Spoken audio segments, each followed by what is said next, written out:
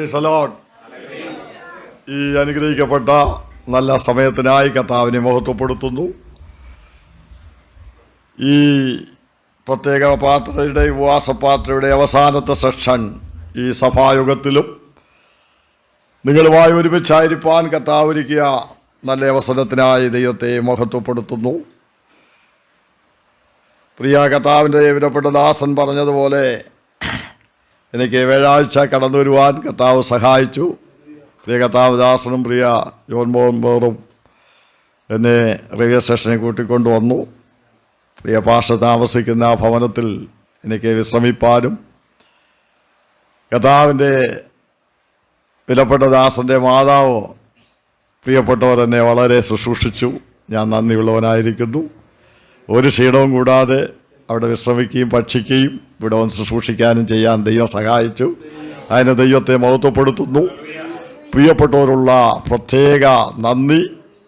കർത്താവ് ദാസൻ കുടുംബം, ആ മാതാവ്, ഇവിടെ ആയിരിക്കുന്ന എല്ലാ പ്രിയപ്പെട്ടവർ, പ്രത്യേകിച്ച് എന്നെ ശുശ്രൂഷയ്ക്കായി ക്ഷണിച്ച കർത്താവിൻ്റെ ദാസന്മാർ, എല്ലാ കുടുംബങ്ങളോടും പ്രിയപ്പെട്ടവരോടും ശുശ്രൂഷയെ സഹകരിക്കുന്ന എല്ലാവരോടുമുള്ള എൻ്റെ നന്ദി അറിയിക്കുന്നു.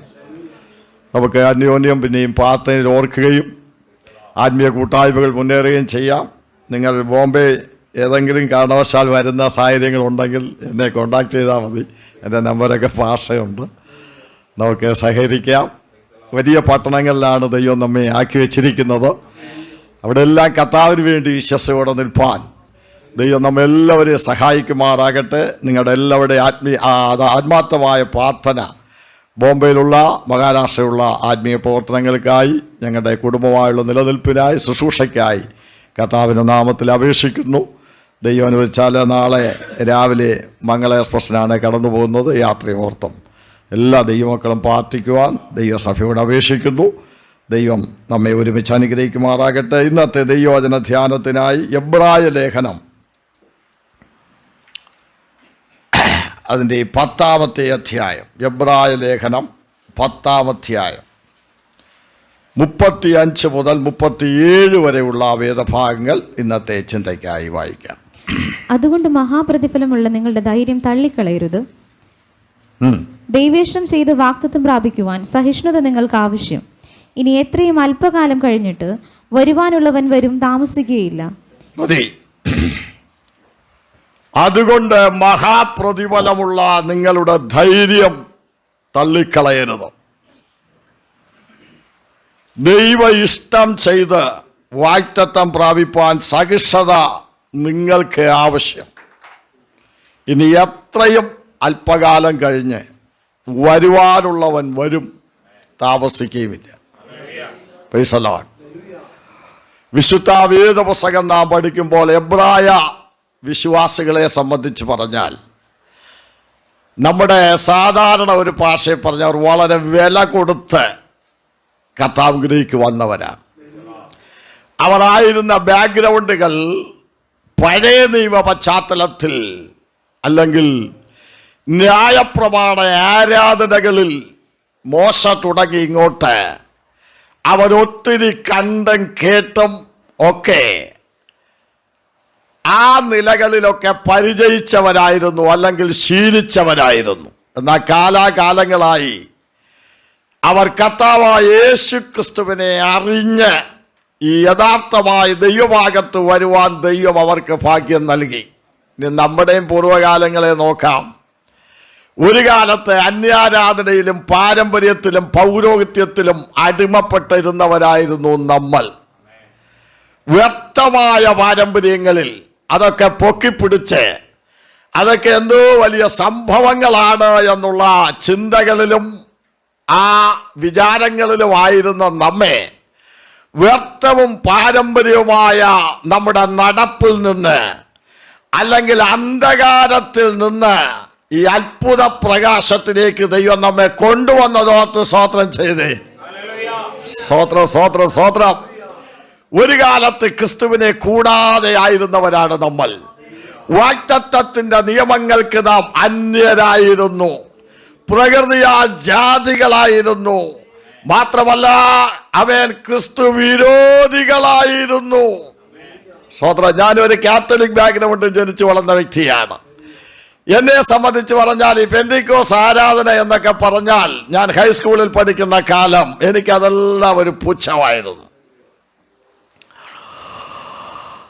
ഞങ്ങളുടെ ആ സ്ഥലത്തൊക്കെ ആത്മീയ പ്രവർത്തനം ആരംഭിക്കുമ്പോൾ വളരെ നിർബന്ധിച്ച് എന്നെ എൻ്റെ പെങ്ങൾ ദൈവാകത്ത് വന്നപ്പോൾ എന്നെ കൊണ്ടുവന്ന് ആ മീറ്റിങ്ങിനൊക്കെ ഇരുത്തുമായിരുന്നു. അപ്പോൾ അവിടുത്തെ അന്യഭാഷയും കൈകൊട്ടും ആരാധന എനിക്ക് ഭയങ്കര തമാശായിരുന്നു. അതൊരു പുച്ഛമായി, ഒരു പരിഹാസമായിട്ടാണ് എനിക്ക് തോന്നിയത്. എന്നാൽ സ്വർഗത്തിലെ ദൈവം എന്നോട് കരുണ കാണിച്ചു. ഇടയ്ക്കിടയ്ക്കൊക്കെ നിർബന്ധത്താൽ പോകുന്ന ഒരു വ്യക്തിയായിരുന്നു. എന്നാൽ കർത്താവിൻ്റെ ഉള്ളിൽ പരിവർത്തിക്കുവാൻ തുടങ്ങി. ഇന്ന് പകൽക്കാലം നമ്മെ വിടുവിച്ച കർത്താവിന് നമുക്ക് മഹത്വം കൊടുക്കാം. നമ്മളെക്കാൾ ശ്രേഷ്ഠന്മാർ എത്രയോ പേരുണ്ട്, അറിവുള്ളവർ എത്രയോ പേരുണ്ട്, സൗന്ദര്യമുള്ളവർ എത്രയോ പേരുണ്ട്, വിദ്യാസമ്പന്നരായ എത്രയോ പ്രിയപ്പെട്ടവരുണ്ട്, കുടുംബ മഹിമകളുള്ള എത്രയോ പ്രിയപ്പെട്ടവരുണ്ട്. അവിടെ അവരനേകരങ്ങനെ ഉള്ളപ്പോൾ ദൈവം നമ്മെ തിരഞ്ഞെടുത്തതോർത്ത് സ്തോത്രം ചെയ്യാം. Praise the Lord. മക്കളാക്കി അവകാശികളാക്കി തീർത്ത അല്ലെ ഈ വലിയ പദവിയിലേക്ക് നമ്മളെ കൊണ്ടുവന്ന വലിയവനായ ദൈവത്തിന്റെ വലിയ കരുണയോർത്ത് നമുക്ക് ദൈവത്തിന് സ്തോത്രം ചെയ്യാം. സ്തോത്രം. പൗലോസ് അപ്പോസ്തലൻ ദൈവകരുണയെ കുറിച്ച് പറയുമ്പോൾ താൻ പറയുന്ന ചില ഭാഗങ്ങളുണ്ട്. അതിലൊന്ന്, അവിശ്വാസത്താൽ അറിയാതെ ചെയ്തതിന് കർത്താവ് എനിക്ക് മാപ്പ് തന്നതിനോട് കരുണ കാണിച്ചു. ഞാൻ ദൂഷകനായിരുന്നു, ഞാൻ ഉപദ്രവിയായിരുന്നു, ഞാൻ നിഷ്ഠൂരനായിരുന്നു, ഞാൻ കുലപാതകനായിരുന്നു. ഒരു വിധത്തിലും ഈ രക്ഷ പ്രാപിക്കാൻ ഒരർഹതയുമില്ല. എന്നാൽ അവിശ്വാസത്താൽ അറിയാതെ ചെയ്തതാകൊണ്ട് കർത്താവിനോട് കരുണ കാണിച്ചു. അവരിന്ന് പകൽക്കാലം നമ്മളെല്ലാം ഈ കൃപയിൽ കടന്നു വന്ന് ഈ കൃപയെ അനുഭവിക്കുമ്പോൾ ഓർത്തുകൊള്ളണം, ഇതിൽ ദൈവത്തിൻ്റെ കരുണയാണ്. അത് കരുണയുടെ ബഹുത്വമാണ്. നമ്മുടെ ലംഘനങ്ങളെ വായിച്ച് മക്കളാക്കി അവകാശികളാക്കി നമ്മുടെ അത് അറിയാതെ ചെയ്ത പാപങ്ങളെ എല്ലാം ക്ഷമിച്ച് ഈ വലിയ പദവിയിലേക്ക് നമ്മെ നടത്തിയതോർത്ത് സ്തോത്രം ചെയ്യാം. അതുകൊണ്ടാണ് രക്ഷയുടെ വാറയ്ക്കെപ്പോഴും ആർപ്പിടണമെന്ന് പറയുന്നത്. സ്തോത്രം. മറ്റാർക്കും നമ്മെ രക്ഷിപ്പാൻ കഴിയുകയില്ലായിരുന്നു. ക്രൂശിന്റെ ശത്രുക്കളായിരുന്നു നമ്മെ, ബലഹീനരായിരുന്നപ്പോൾ ഹല്ലേലൂയ ദൈവത്തിന്റെ കരുണയാൽ സ്വർഗത്തിലെ ദൈവം നമ്മെ രക്ഷിപ്പാനിടയായിട്ടു. Price the Lord. അങ്ങനെ കർത്താവിന്റെ കരുണയാൽ ദൈവത്തെ ആരാധിപ്പാൻ വിളിച്ചു വേർതിരിക്കപ്പെട്ട ദൈവമക്കളാണ് ഇന്ന് പകൽക്കാലം ഈ ദൈവവചനത്തിന്റെ മുമ്പിൽ ഇരിക്കുന്നത്. എന്നാൽ കാലത്തിന്റെ കടന്നുപോക്കിൽ പലരുടെയും ജീവിതത്തിൽ ചില ക്ഷീണങ്ങൾ, ചില ചോദ്യങ്ങൾ, സാഹചര്യങ്ങൾ അവരെ പലപ്പോഴും പുറകോട്ട് വലിക്കാറുണ്ട്. നമ്മളെവിടെയായിരുന്നു?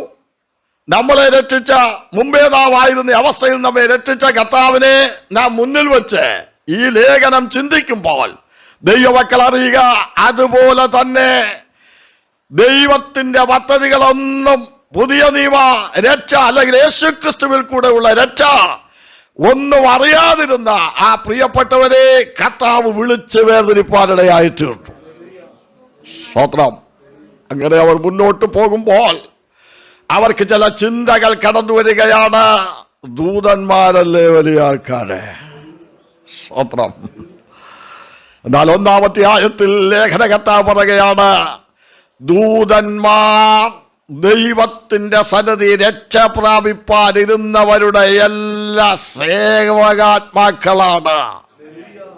എബ്രായ ലേഖനം 1:11 വായിച്ച്.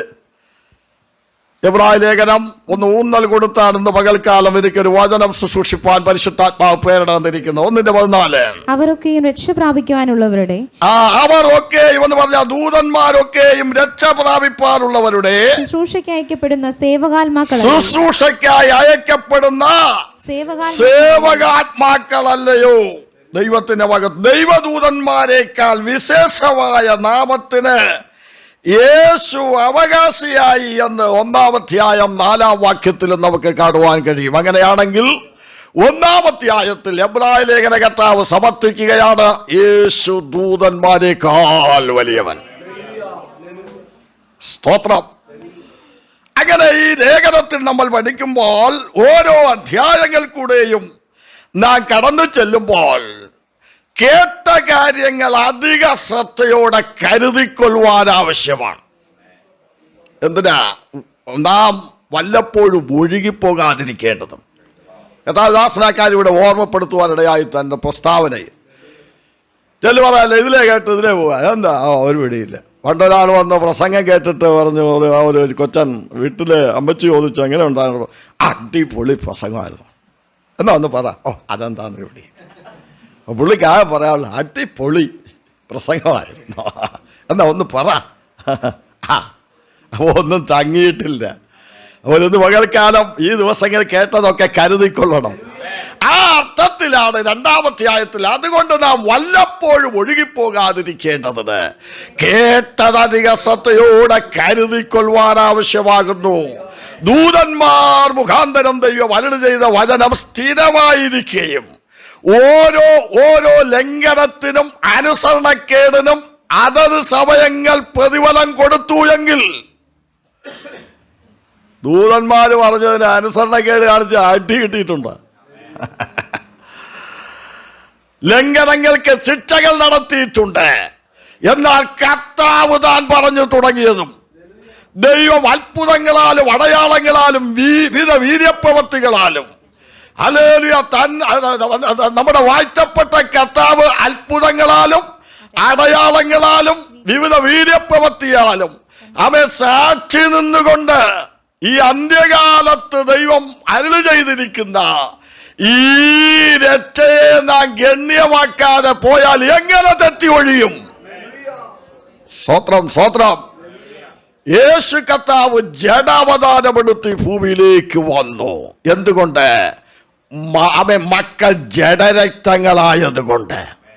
മക്കൾ ജഡരക്തങ്ങളായതുകൊണ്ട് യേശു വചനം ജഡമായി ഈ ഭൂമിയിലേക്ക് കടന്നു വരുവാനിടയായി തീർന്നു. വചനം ജഡമായി തീർന്നു. കൃപയും സത്യവും നിറഞ്ഞവനായി നമ്മുടെ ഇടയിൽ പാർത്തു. ദൈവത്തിന് മഹത്വം ഉണ്ടാകട്ടെ. അതാണ് രണ്ടാമത്തെ ആയത്തിൽ പ്രത്യേകാൽ പറഞ്ഞിരിക്കുന്നത്. 14 വാക്യം ഒന്ന് വായിച്ച് റെസ്റ്റ് കൂടെ കിട്ടുമല്ലോ. മക്കൾ ജഡരക്തങ്ങളോട് കൂടിയവരാകൊണ്ട് അവനും അവരെ പോലെ ജഡരക്തങ്ങളോട് കൂടിയവനായി മരണത്തിന്റെ അധികാരിയായ പിശാചിനെ തന്റെ മരണത്താൽ നീക്കി ജീവപര്യന്ത മരണഭീതിയാൽ അടിമകളായിരുന്നവരെയൊക്കെയും വിടുവിച്ചു. അപ്പോ രണ്ടാമത്തെ ആയത്തിൽ മാനവജാതിയുടെ രക്ഷയ്ക്ക് വേണ്ടി മനുഷ്യാവതാരമെടുത്ത് യേശു ഭൂമിയിലേക്ക് വന്നു. മാനവജാതിയുടെ രക്ഷയ്ക്ക് വേണ്ടി കർത്താവ് നമ്മുടെ എല്ലാവരുടെയും പാപങ്ങളെ ചുമന്നുകൊണ്ട് ക്രൂശിലേക്ക് കയറി. കർത്താവിനെ ആരും കയറ്റിയതല്ല. നമ്മുടെ എല്ലാവരുടെയും പാപങ്ങളെ ചുമന്നുകൊണ്ട് അവൻ ക്രൂശിലേക്ക് കയറി. നമുക്ക് വേണ്ടി യേശു മറുവിലയായി തീർന്നു. യേശുവിന്റെ രക്തത്താൽ അവൻ നമ്മെ വീണ്ടെടുപ്പാനിടയായി തീർന്നു. വീണ്ടെടുപ്പ് പ്രാപിച്ച ദൈവമക്കളെ ഓർത്ത് ഞാൻ ദൈവത്തിന് സ്തോത്രം ചെയ്യുകയാണ്. ആർക്കും മാനവജാതിയെ രക്ഷിപ്പാൻ കഴിയാതിരിക്കുമ്പോൾ യേശു കർത്താവ് താനായി തന്നെ താണലോകത്തിലേക്ക് കടന്നു വന്ന് നമ്മുടെ മുഴുവൻ പാപങ്ങളും നമുക്ക് വേണ്ടി ചുമന്നുകൊണ്ട് അവൻ ക്രൂശിലേക്ക് കയറി. തിരുവെഴുത്തുകളിൻ പ്രകാരം യേശു ക്രൂശിൽ മരിച്ചു, അടക്കപ്പെട്ടു, 3-ാം നാൾ ഉയർത്തെഴുന്നേറ്റ് ഇന്ന് പിതാവിന്റെ വലതുഭാഗത്ത് നമുക്ക് വേണ്ടി മധ്യസ്ഥ അടച്ചുകൊണ്ടിരിക്കുകയാണ്. സ്തോത്രം സ്തോത്രം. ദൈവമക്കളെ, ഇന്ന് പകൽ നാം ഇവിടെ ഇരുന്ന് ആരാധിക്കുമ്പോൾ യേശു നമുക്ക് വേണ്ടി മധ്യസ്ഥ അടച്ചുകൊണ്ടിരിക്കുകയാണ്. പിതാവിന്റെ വലതുഭാഗത്ത് നമ്മെ ചേർക്കുവാൻ യേശു വെളിപ്പെടാൻ പോകുകയാണ്. അവ കുറിവാക്യത്തിലെ ഒരു ഭാഗമാണ്. ഇനി എത്രയും അല്പകാലം കഴിഞ്ഞ് വരുവാനുള്ളവൻ വരും, താമസിക്കുകയുമില്ല. കർത്താവിന്റെ വരവിന്റെ മാറ്റൊലികളാണ് ഈ ഭൂമിയിൽ കേട്ടുകൊണ്ടിരിക്കുന്ന സകല സംഭവങ്ങളും. സ്തോത്രം സ്തോത്രം. ലോകത്തിന്റെ ഘടികാരം എന്താണെന്നറിയണമെങ്കിൽ ഇസ്രായേൽ എന്ന ഒറ്റ ജാതിയെ എടുത്ത് ബുദ്ധിജീവികൾ പഠിച്ചാൽ മതി. സ്തോത്രം സ്തോത്രം. ഈ എല്ലാ കാലത്തും ലോകത്തിന്റെ ഘടികാരം വന്നു നിൽക്കുന്നത് ഇസ്രായേൽ ജാതിയോടുള്ള ബന്ധത്തിലാണ്. ആമേൻ. നമ്മുടെ രക്ഷയ്ക്ക് വേണ്ടി കർത്താവ് കാൽവരിയിൽ നമുക്ക് വേണ്ടി തകരപ്പെടുവാനിടയായി. എനിക്ക് വളരെ സന്തോഷമുണ്ടായി. നമ്മുടെ ആദ്യത്തെ പാട്ട് തന്നെ ക്രൂശിനെ ധ്യാനിച്ച് നമുക്ക് കർത്താവിനെ പാടി മഹത്വപ്പെടുത്താൻ ദൈവം തന്ന ഭാഗ്യത്തെ ഓർത്ത് സ്തോത്രം ചെയ്യാം. ഹല്ലേലൂയ. അവന്റെ ക്രൂശിലല്ലാതെ നമുക്ക് പ്രശംസിപ്പാൻ മറ്റൊന്നുമില്ലല്ലോ ദൈവമക്കളെ. വീണ്ടെടുപ്പ് പ്രാപിച്ച ദൈവമക്കളുടെ സന്തോഷം എത്ര വലുതാണ്. ഈ ക്രിസ്തീയ ജീവിതം എന്ന് പറയുന്ന ഒരു കുഞ്ഞുകളിയായിട്ട് കൊണ്ടുപോകരുത്, ഉഴപ്പിയടിച്ച് കൊണ്ടുപോകരുത്. ദൈവമക്കളുടെ ആവേശം വർദ്ധിച്ച് വർദ്ധിച്ച് വരണം. അതിന് പ്രായമൊന്നും ഒരു വിഷയമല്ല. സ്വത്രം. ദൈവമക്കൾ ഒരിക്കലും പുറകോട്ട് പോകരുത്. ദൈവമക്കൾ എപ്പോഴും മുന്നോട്ട് പോകുന്നവരായിരിക്കണം. ഉപവാസം എന്ന് പറഞ്ഞാൽ ഉപവാസം. നിങ്ങളുടെ കൂടെ ഞാനും ഉച്ചവരെയൊക്കെ ഉപവസിച്ച് പ്രാർത്ഥിച്ചുകൊണ്ടാണ് ഇവിടെ ആയിരിക്കുന്നത്. ചില മാസങ്ങളൊക്കെ ചിലയിടങ്ങളിൽ ശുശ്രൂഷയ്ക്കായിട്ട് ദൈവമായിട്ട് കടന്നു പോകാറുണ്ട്. മാസങ്ങൾ. സ്വത്രം. ഒരു നേരം ഉപവാസമെടുത്ത് ആ ജനത്തിന്റെ മധ്യത്തിൽ ശുശ്രൂഷിപ്പാനൊക്കെ കർത്താവിലേക്ക് ഭാഗ്യം തന്നിട്ടുണ്ട്. ഒരു അനാരോഗ്യം വരാൻ ദൈവമായിട്ടില്ല. സ്വത്രം. ചില സന്ദർഭങ്ങളിലൊക്കെ സൗരന്മാർ വിളിച്ചു ചോദിക്കുക, അഹങ്കാരം പറയാലോ, പക്ഷേ തൊണ്ട എങ്ങനെ ഇരിക്കുന്നു, അല്ലെങ്കിൽ കോലുവല്ലോ അടിച്ചോ, അങ്ങനെ ഒത്തിരി പേര് അസുഖമായിരിക്കുന്ന ഒത്തിരി പേർക്ക് വേണ്ടി പ്രാർത്ഥിക്കാറുണ്ട്. എന്നാൽ അവിടെ എല്ലാം പ്രൊട്ടക്ട് ചെയ്യുന്ന ദൈവത്തെ ഞാൻ കണ്ടിട്ടുണ്ട്. അവൻ നമ്മുടെ കർത്താവ് എല്ലാ സൈഡിലും നമ്മെ സഹായിപ്പാൻ ശക്തനാണ്. നമ്മുടെ കർത്താവ് ചെറിയ ആവശ്യങ്ങളിലും മതിയായവനാണ്, വലിയ ആവശ്യങ്ങളിലും മതിയായവനാണ്. ഒരു കൊച്ചു കാര്യം പോലും നീ സ്വോത്രം ചെയ്ത് കർത്താവിന്റെ കയ്യിലൊന്ന് ഏൽപ്പിച്ചു കൊടുത്ത് കർത്താവ് നിനക്ക് വേണ്ടി അത്ഭുതം ചെയ്യുന്നത് കാണുവാൻ കഴിയും. അത് അനുഭവിക്കുന്ന ദൈവമക്കളെ ഓർത്ത് ഞാൻ ദൈവത്തിന് സ്വോത്രം ചെയ്യുകയാണ്. ക്രിസ്ത്യ ജീവിതം എപ്പോഴും വളരെ ഗൗരവമായിട്ട് കൊണ്ടുപോകണം. 3-ാം അധ്യായത്തിൽ യേശു മോശയേക്കാൾ വലിയവനാണ്. ഭവനം അവൻ ചവച്ചവനേക്കാൾ ഭവനത്തിന്റെ ഉടമസ്ഥന് ശ്രേഷ്ഠതയുണ്ടെന്നാണ് 3-ാം അധ്യായത്തിൽ നമ്മൾ വായിക്കുന്നത്. അങ്ങനെയാണ്. 3-ാം വാക്യം 3:3 വായിച്ചാട്ടെ. ഭവനത്തെക്കാളും ഭവനം ചമച്ചവൻ അധികം മാനമുള്ളതുപോലെ യേശു മോശയേക്കാൾ അധികം മഹത്വത്തിന് യോഗ്യനെന്ന്. യേശു മോശയേക്കാൾ മഹത്വത്തിന് യോഗ്യനെന്ന് എണ്ണിയിരിക്കുന്നു. അവിടെ എബ്രായ ലേഖന കർത്താവ് പറയുന്ന കാര്യമുണ്ട്. ആകയാൽ വിശുദ്ധ സഹോദരന്മാരെ, സ്വർഗീയ വിളിക്ക് ഓഹരിക്കാരെ, നാം സ്വീകരിച്ച് പറയുന്ന അപ്പോസ്തലനും മഹാപുരോഹിതനുമായ ആ യേശുവിനെ ശ്രദ്ധിച്ചു നോക്കുകയാണ്. നോക്കിയാൽ പോരാ, നിങ്ങൾ ശ്രദ്ധിച്ച് നോക്കണം. ഭവനം ചവച്ചവന് ഹല്ലേലൂയ ഉള്ള മാനത്തേക്കാൾ അതിൻ്റെ ഉടമസ്ഥനധികം മാനമുണ്ട്. ഹല്ലേലൂയ. വാക്യം എത്ര നല്ല വാക്യമാണ്. ഭവനത്തെക്കാളും ഭവനം ചമച്ചവനധികം മാനമുള്ളതുപോലെ യേശുവും മോശയേക്കാൾ അധികം മഹത്വത്തിന് യോഗ്യൻ. യേശു ആരാണ്? അവൻ മഹത്വത്തിന് യോഗ്യൻ. അവൻ ആരാണ്? അവൻ അപ്പോസ്തലനാണ്. അവൻ ശ്രേഷ്ഠ മഹാപുരോഹിതനാണ്. ആ കർത്താവിനെ നിങ്ങൾ ശ്രദ്ധിച്ചു നോക്കണം. ദൈവത്തിന്റെ മഹത്വം ഉണ്ടാകട്ടെ. ഈ 3-ാം അധ്യായത്തിലൊക്കെ താന് എബ്രായ ലേഖന കർത്താവ് ആവശ്യപ്പെടുന്ന മറ്റൊരു കാര്യം, നിങ്ങളുടെ ജീവിതത്തിൽ നിങ്ങൾ മുറുകെ പിടിക്കേണ്ട കാര്യങ്ങൾ നിങ്ങൾ മുറുകെ പിടിച്ചുകൊള്ളണം. മുറുകെ പിടിക്കേണ്ട കാര്യങ്ങൾ മുറുകെ പിടിച്ചുകൊള്ളണം. അതിലൊന്നാമത്തെ കാര്യം, പ്രത്യാശയുടെ ധൈര്യം നിങ്ങൾ മുറുകെ പിടിക്കണം. 3-ാമത്തെ അധ്യായം 6-ാമത്തെ വാക്യത്തിന്റെ 2-ാം ഭാഗം. പ്രത്യാശയുടെ ധൈര്യവും അവിടെ നിൽക്കട്ടെ. ഈ പ്രത്യാശ ഉള്ള ദൈവമക്കൾക്ക് എന്തുണ്ട്? ധൈര്യമുണ്ട്. പ്രത്യാശ പോയാൽ പോയി. ഈ കാണുന്നതല്ല പ്രത്യാശ, ഇതൊക്കെ മണ്ണാങ്കട്ടയാ. കാണുന്ന പ്രത്യാശയല്ല. ഈ കാലത്ത് മാത്രം നാം ക്രിസ്തുവിൽ പ്രത്യാശ വെച്ചിരിക്കുന്നു എങ്കിൽ സകല മനുഷ്യരിലും അരിഷ്ടന്മാരാണ്. അപ്പൊ നമ്മുടെ പ്രത്യാശ എന്ന് പറയുന്നത് നിലനിൽക്കുന്ന പ്രത്യാശയാണ്. സ്നേഹത്തെക്കുറിച്ച് ഒരു അധ്യായം എഴുതിയിട്ട് അപ്പോസ്തലനായ പൗലോസ് അതിന്റെ അവസാനം പറഞ്ഞിരിക്കുന്ന 3 കാര്യങ്ങൾ ഉൾപ്പെടുത്തി നിലനിൽക്കുന്ന കാര്യം പറയുന്നുണ്ട്. വിശ്വാസം, പ്രത്യാശ, സ്നേഹം. ഇത് 3ഉം നിലനിൽക്കുന്നു. ഇവയിൽ വലുതോ സ്നേഹം നിലനിൽക്കുന്നു. 13:13 അപ്പൊ ഞാൻ പറയുന്നത് നിലനിൽക്കുന്ന പ്രത്യാശ. ചിലക്കൊക്കെ കുറച്ച് നാളെന്താണ് പ്രത്യാശയൊക്കെ കാണും, പിന്നെ പ്രത്യാശ ഇല്ലാതെ ചില പ്രിയപ്പെട്ടവർ നിരാശരായി പോകാറുണ്ട്. ദൈവമക്കളെ, ആ പ്രത്യാശ ദൈവമക്കൾ എന്താണ്? പ്രത്യാശയ്ക്കൊരു ധൈര്യമുണ്ട്. ദൈവത്തിന് മഹത്വം ഉണ്ടാകട്ടെ. ധൈര്യം വരണമെങ്കിൽ ഇവിടെ എന്തെല്ലാം പ്രശ്നങ്ങൾ വന്നാലും ദൈവം അറിയാതെ ഒന്നും വരത്തില്ല. ദൈവം അറിയാമല്ലോ വരുമോ? ഇല്ല. ദൈവം അറിയാതെ അനുവദിക്കാതെ വരത്തില്ല. അപ്പോൾ തന്നെ ദൈവഹിതപ്രകാരം നമ്മൾ ഏതെങ്കിലും നിലയിൽ കഷ്ടം അനുഭവിക്കേണ്ടി വന്നാൽ, കഷ്ടതയിൽ കൂടെ കടന്നുപോയാൽ അതെല്ലാം തേജസ്സിന് കാരണമായിത്തീരും. നമ്മൾ വെളിപ്പെടുവാനുള്ള തേജസ് വിചാരിച്ചാൽ ഈ കാലത്തിലെ കഷ്ടങ്ങൾ സാരമില്ല എന്ന് എണ്ണുന്നു. ഞൊടി നേരത്തേക്കുള്ള ലഘുവായ കഷ്ടം അത്യന്തം അനവധിയായി തേജസ്സിന്റെ നിത്യകരം പ്രാപിപ്പാൻ ഹേതുവായി തീരുകയാണ്. ദൈവമക്കളെ, ദൈവവചനം നമ്മെ പഠിപ്പിക്കുന്നത് ഹല്ലേലൂയ ആ സഹിഷ്ണുതയിലേക്ക് നാം നയിക്കപ്പെടണമെന്നുള്ളതാണ്. റോമാലേഖനം 5-3 എന്ന് വായിച്ച് പടിപടിയായി ചില കാര്യങ്ങൾ അവിടെ എഴുതിയിട്ടുണ്ട്. റോമാലേഖനം 5:3. അതുതന്നെയല്ല കഷ്ടത സഹിഷ്ണുതയും, സഹിഷ്ണുത സിദ്ധതയും, സഹിഷ്ണുത സിദ്ധതയും, സിദ്ധത പ്രത്യാശയും ഉളവാക്കുന്നു എന്നറിഞ്ഞ് നാം കഷ്ടങ്ങളിലും പ്രശംസിക്കും. എനിക്ക് കഷ്ടത വേണമെന്ന് ആരും പ്രാർത്ഥിക്കൊന്നും വേണ്ട. എനിക്ക് കഷ്ടത വേണം, അത് വന്നോളും,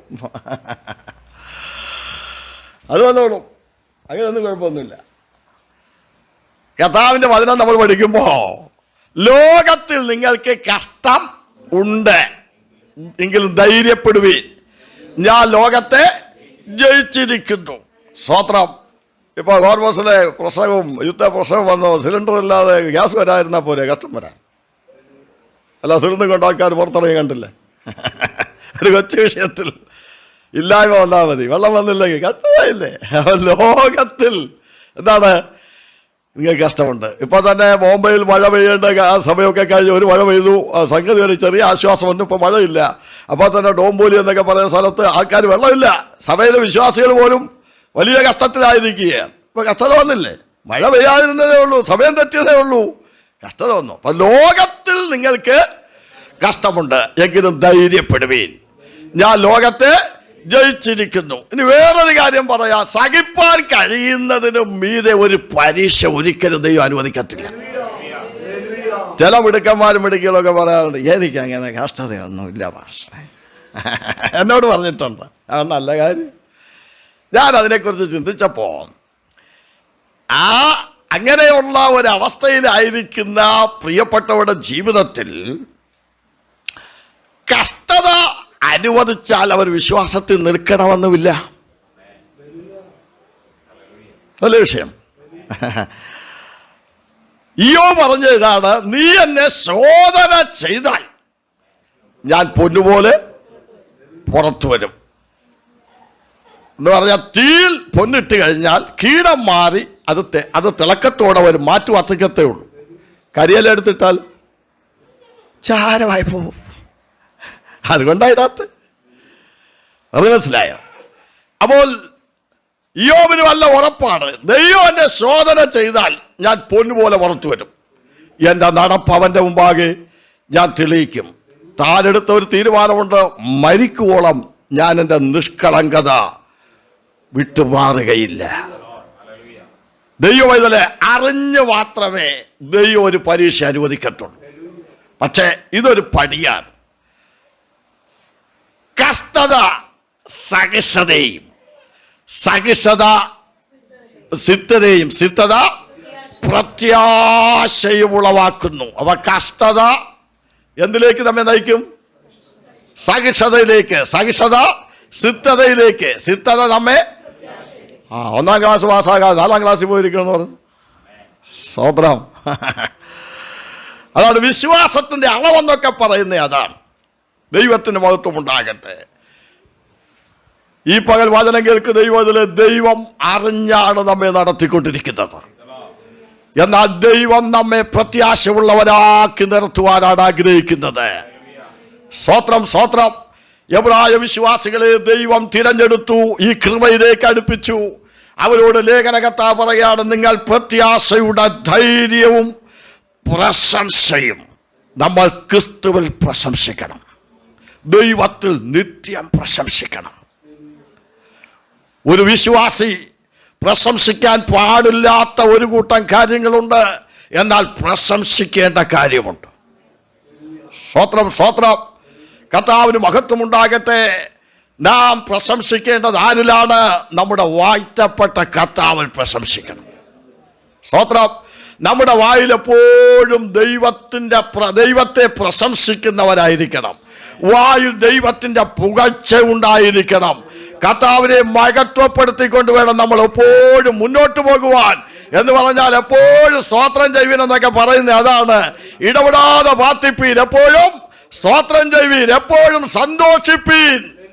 കർത്താവ് നമ്മെ രക്ഷിച്ചതോർത്ത രക്ഷയുടെ സന്തോഷത്തിൽ ദൈവം നമ്മെ നടത്തുന്ന വിധങ്ങളെ ഓർത്ത് ദൈവത്തിന് സ്തോത്രം പറഞ്ഞ്, അതുകൊണ്ടല്ലേ ആൾക്കാർ നമ്മളെ ഹല്ലേലൂയ കൊണ്ട് ഹല്ലേലൂയ, അതായത് നേരത്തെ ഒക്കെ വിളിക്കുവാനും സ്തോത്രക്കാരെന്ന് അല്ലേ?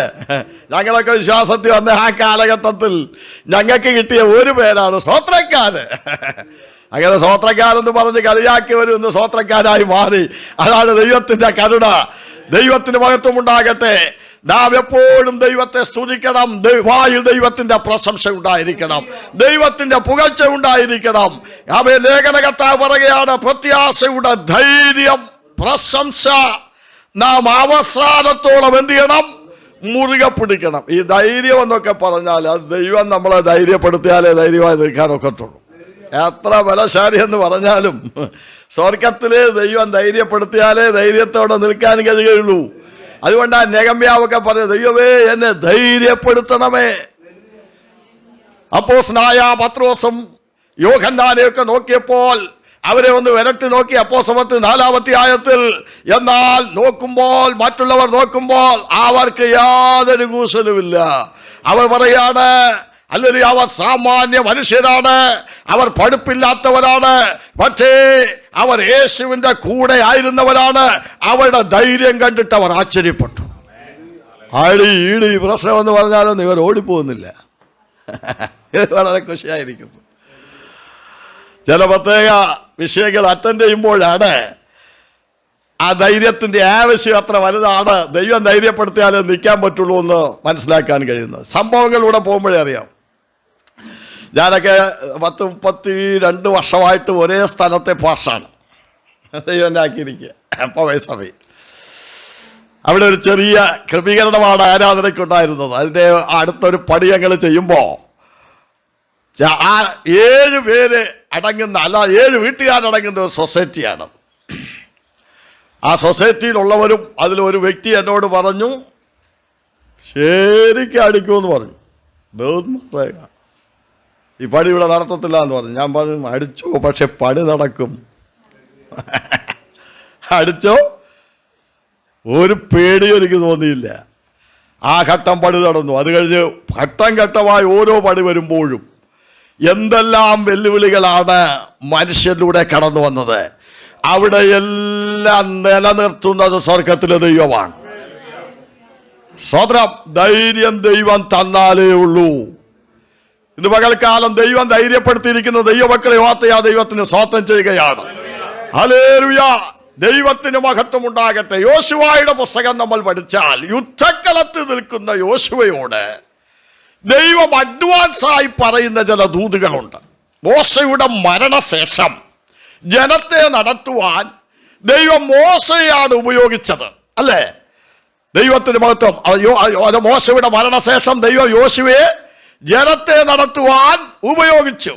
സ്തോത്രം. ഈ ദൈവത്തിൻ്റെ കാര്യപരിപാടി എന്ന് പറഞ്ഞാൽ മുടക്കമൊന്നും വരത്തില്ല. ദൈവത്തിൻ്റെ കാര്യപരിപാടിക്ക് ഒരു മുടക്കവും വരത്തില്ല. അതത് സമയങ്ങളിൽ ദൈവം ഓരോരുത്തരെ നിയമിച്ചാക്കുകയാണ് ചെയ്യുന്നത്. ആ യോശുവയോട് പറയുന്ന ഒരു ദൂതുണ്ട്. 7-8 വാക്യങ്ങൾ നിങ്ങൾ വളരെ ശ്രദ്ധിക്കണം. എനിക്ക് 2 കാര്യങ്ങൾ അവിടെ നിങ്ങളെ ഓർമ്മപ്പെടുത്താനുണ്ട്. ഒന്ന് വായിച്ചാട്ട. എന്റെ ദാസനായ മോശ നിന്നോട് കൽപ്പിച്ചിട്ടുള്ള ന്യായപ്രമാണമൊക്കെയും, എന്റെ ദാസനായ മോശ നിന്നോട് കൽപ്പിച്ചിട്ടുള്ള ന്യായപ്രമാണം ഒക്കെയും അനുസരിച്ച് നടക്കേണ്ടതിന് നല്ല ഉറപ്പും ധൈര്യമുള്ളവനായി മാത്രം ഇരിക്കുക. നല്ല ഉറപ്പും ധൈര്യമുള്ളവനായി മാത്രം ഇരിക്കുക. അപ്പോൾ ദൈവമക്കൾക്ക് ഉറപ്പും ധൈര്യവും വരേണ്ട വിഷയം ദൈവത്തിൻ്റെ പ്രമാണം അനുസരിച്ച് നടക്കേണ്ടതാണ്. അത് വിട്ട് ഇടത്തോട്ടോ വലത്തോട്ടോ മാറാതെ അതനുസരിച്ച് നടക്കേണ്ടതിന് ഉറപ്പും ധൈര്യമുള്ളവനായി മാത്രം ഇരിക്കുക. ദൈവമക്കളെ, നമുക്കൊരു എനർജിയൊക്കെ വരുന്നത് എവിടെ നിന്നറിയാമോ? ദൈവത്തിൽ നിന്നാ. ഇത് പറയുമ്പോൾ വചനത്തിൽ നിന്നാ. വചനത്തിന് ദൈവത്തോളം ശക്തിയുണ്ട്. ദൈവം വാക്ക് പറഞ്ഞാൽ മാറാത്തവരാണ്. ഈ പുസ്തകത്തിലെ ഓരോ വാക്കുകളും വായിക്കുമ്പോൾ ദൈവമക്കളിൽ എനർജി കടന്നു വരികയാണ്. അതനുസരിക്കുമ്പോൾ നമ്മൾ ഉത്തേജിക്കപ്പെടുകയാണ്. വചനത്തിന്റെ ശക്തി വളരെ വലുതാണ്. ഞങ്ങളൊക്കെ ശുശ്രൂഷയിൽ മുന്നോട്ട് പോകാൻ കാരണമായിരിക്കുന്ന ഒരു കാര്യം അത് ദൈവത്തിന്റെ വചനത്തിന്റെ ശക്തിയാണ്. സ്തോത്രം. ദൈവം ഭയപ്പെടേണ്ടെന്ന് പറഞ്ഞാൽ ഭയപ്പെടേണ്ട. ദൈവം മുന്നോട്ട് പോകാൻ പറഞ്ഞാൽ നീ മുന്നോട്ട് പോ. വചനം വിട്ട് ഇടത്തോട്ടോ വലത്തോട്ടോ മാറരുത്. അപ്പോൾ പടക്കളത്തിൽ നിൽക്കുന്ന യോശുവയോട് പറഞ്ഞ അതാണ്, നീ ഈ പ്രമാണത്തിൽ നിന്ന് ഇടത്തോട്ടോ വലത്തോട്ടോ മാറരുത്. അത് പ്രമാണിച്ച് നടക്കേണ്ടതിന് നീ നല്ല ഉറപ്പും ധൈര്യമുള്ളവനായി മാത്രം ഇരിക്കുക. പണ്ടൊരു പൈതന്നെ MBBS വിട്ടിട്ട് അവന് 2ാം വർഷമായപ്പോൾ ഉഴപ്പ് അടിച്ച് മുന്നോട്ട് പോകാൻ പറ്റാതെ വന്നു. അപ്പോൾ ഞാൻ ഗസ്റ്റ് മാഷായിട്ട് അവിടെ ചെന്നുകൊണ്ട് അവനെ എൻ്റെ അടുക്കൽ കൊണ്ടുവന്ന് പ്രാർത്ഥിപ്പിച്ചു. അപ്പോൾ ഞാൻ അവന് വേണ്ടി നല്ലൊരു പയ്യനാണ്.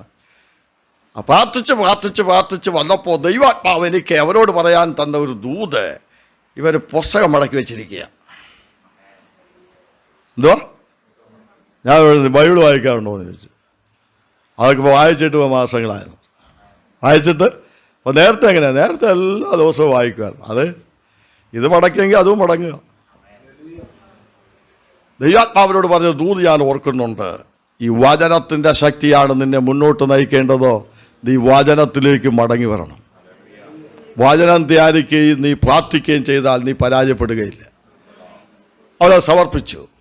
വർഷങ്ങൾ കഴിഞ്ഞപ്പോൾ അവനത് പാസ്സായി മിടുക്കനായി. ഞാൻ അന്വേഷിച്ചു, ദൈവമക്കളെ വചനം വിട്ടൊരു യാത്ര ചെയ്യരുത്. വചനം അനുസരിച്ച് യാത്ര ചെയ്യണം. വചനം ദൈവമാണ്. വചനം ദൈവമാണ്. നമ്മുടെ കയ്യിൽ എന്തെല്ലാം സാധനങ്ങൾ ഉപയോഗിക്കാൻ വിരത്തുമ്പിലുണ്ട്. ലോകത്തിലെ കാഴ്ചകൾ, അനവധി കാര്യങ്ങളൊക്കെ അല്ലെങ്കിൽ ഇന്ന് ലോകത്തിൽ ആയിരിക്കുമ്പോൾ നമ്മുടെ കയ്യിൽ കാണും. പക്ഷെ ഇതൊന്നുമല്ല മെയിൻ കാര്യം, ദൈവവചനം. അത് രാവും പകലും ധ്യാനിക്കണം. യഹോവയുടെ ന്യായപ്രമാണത്തിൽ സന്തോഷിച്ചവന്റെ ന്യായപ്രമാണത്തെ രാപ്പകൽ ധ്യാനിക്കുന്ന മനുഷ്യനാണ്. അവൻ ഭാഗ്യവാനാണ്. അവൻ സാധാ വ്യക്തിയാണോ? ആ മൂലഭാഷയിൽ അവന്റെ ഭാഗ്യങ്ങളെന്നാണ് ആ വർണ്ണന. ഭാഗ്യവാനെന്നല്ല, അവന്റെ ഭാഗ്യങ്ങൾ. സ്വത്രം. ലോട്ടറി അടിക്കുന്നതല്ല ഭാഗ്യം, അതൊക്കെ താൽക്കാലികമായിട്ടുള്ളതാ. ദൈവമക്കളെ, ഇതാ വലിയ ലോട്ടറി. കർത്താവിന്റെ വചനം പഠിപ്പിക്കുന്ന വലിയ കൊള്ള കണ്ടുകിട്ടിയവരെ പോലെ ഞാൻ നിന്റെ വചനത്തിൽ ആനന്ദിക്കുന്നു. വലിയ കൊള്ള കണ്ടുകിട്ടിയവരെ പോലെ ഞാൻ നിന്റെ വചനത്തിൽ ആനന്ദിക്കുന്നു. ഓരോ ദിവസവും ദൈവവചനം ധ്യാനിച്ച് ദൈവമക്കൾ ആത്മാവിൽ ബലപ്പെടണം. അങ്ങനെ ദൈവവചനം വായിച്ചല്ലെങ്കിൽ ദൈവത്തിന്റെ വചനത്തിന്റെ ശബ്ദം കേട്ട് അനുസരിച്ച് ദൈവമക്കൾ യാത്ര ചെയ്യുമ്പോൾ നമ്മളല്ല നടക്കുന്നത്, ദൈവം നമ്മെ നടത്തുകയാണ്. നമുക്ക് വേണ്ടി ആത്മബലവും ശാരീരിക ബലവും എല്ലാം തരുന്നത് സ്വർഗത്തിലെ ദൈവമാണ്. അത് അനുഭവിക്കുന്ന ദൈവമക്കളെ ഓർത്ത് ആ ദൈവത്തിന് സ്തോത്രം ചെയ്യുകയാണ്. 8ാം വാക്യം ഒന്ന് വായിച്ചാട്ടെ. 8ാം വാക്യം, ഈ ന്യായപ്രമാണ പുസ്തകത്തിലുള്ളത് നിന്റെ വായിൽ നിന്ന് നീങ്ങിപ്പോകരുത്. നിന്റെ വായിൽ നിന്ന് നീങ്ങിപ്പോകരുത്. കയ്യിലുണ്ടായിരുന്നാ പോരാ, ഇത് വായിൽ വരണം. നിന്റെ വായിൽ നിന്ന് നീങ്ങിപ്പോകരുത്. ദൈവവചനം ആത്മാവിന്റെ വാളാണ്. അത് നിന്റെ വായിൽ നിന്ന് നീങ്ങിപ്പോകരുത്. അതിൽ എഴുതിയിരിക്കുന്നത് പോലെയൊക്കെയും പ്രമാണിച്ച് നടക്കേണ്ടതിന് നിരാവും പകലും അത് ധ്യാനിച്ചു കൊള്ളണം. എന്നാൽ നിന്റെ പ്രവൃത്തി സാധിക്കും. സാധിക്കണമെങ്കിൽ എന്താണ്? ഈ രാവും പകലും ദൈവവചനം ധ്യാനിച്ചു അതിനനുസരിച്ച് ജീവിക്കണം. നീ കൃതാർത്ഥനാകും, നീ പരാജയപ്പെടുകയില്ല. വചനം വിട്ട് അനേകർ യാത്ര ചെയ്യുന്നത് കൊണ്ടാണ് അനേക പ്രിയപ്പെട്ടവർ പരാജിതരായി മാറുന്നത്. വചനത്തിൽ നിന്ന് ഇടത്തോട്ടോ വലത്തോട്ടോ മാറാൻ പാടില്ല. ആ വിഷയത്തിൽ ദൈവമക്കൾ ധൈര്യശാലികളായിരിക്കണം. അപ്പോൾ പ്രത്യാശയുടെ ധൈര്യം, ദൈവമക്കൾ പ്രശംസ അവസാനത്തോളം എന്ത് ചെയ്യണം? മുറുകെ പിടിച്ചുകൊള്ളണം. കുറച്ചു നാളൊക്കെ പ്രത്യാശ ഉണ്ടായിരുന്നു, കുറച്ചു നാളൊക്കെ വചനവുമായി നല്ല ബന്ധമുണ്ടായിരുന്നു. അങ്ങനെയല്ല, അവസാനത്തോളം ദൈവമക്കൾ ഇത് മുറുകെ പിടിച്ചുകൊള്ളണം.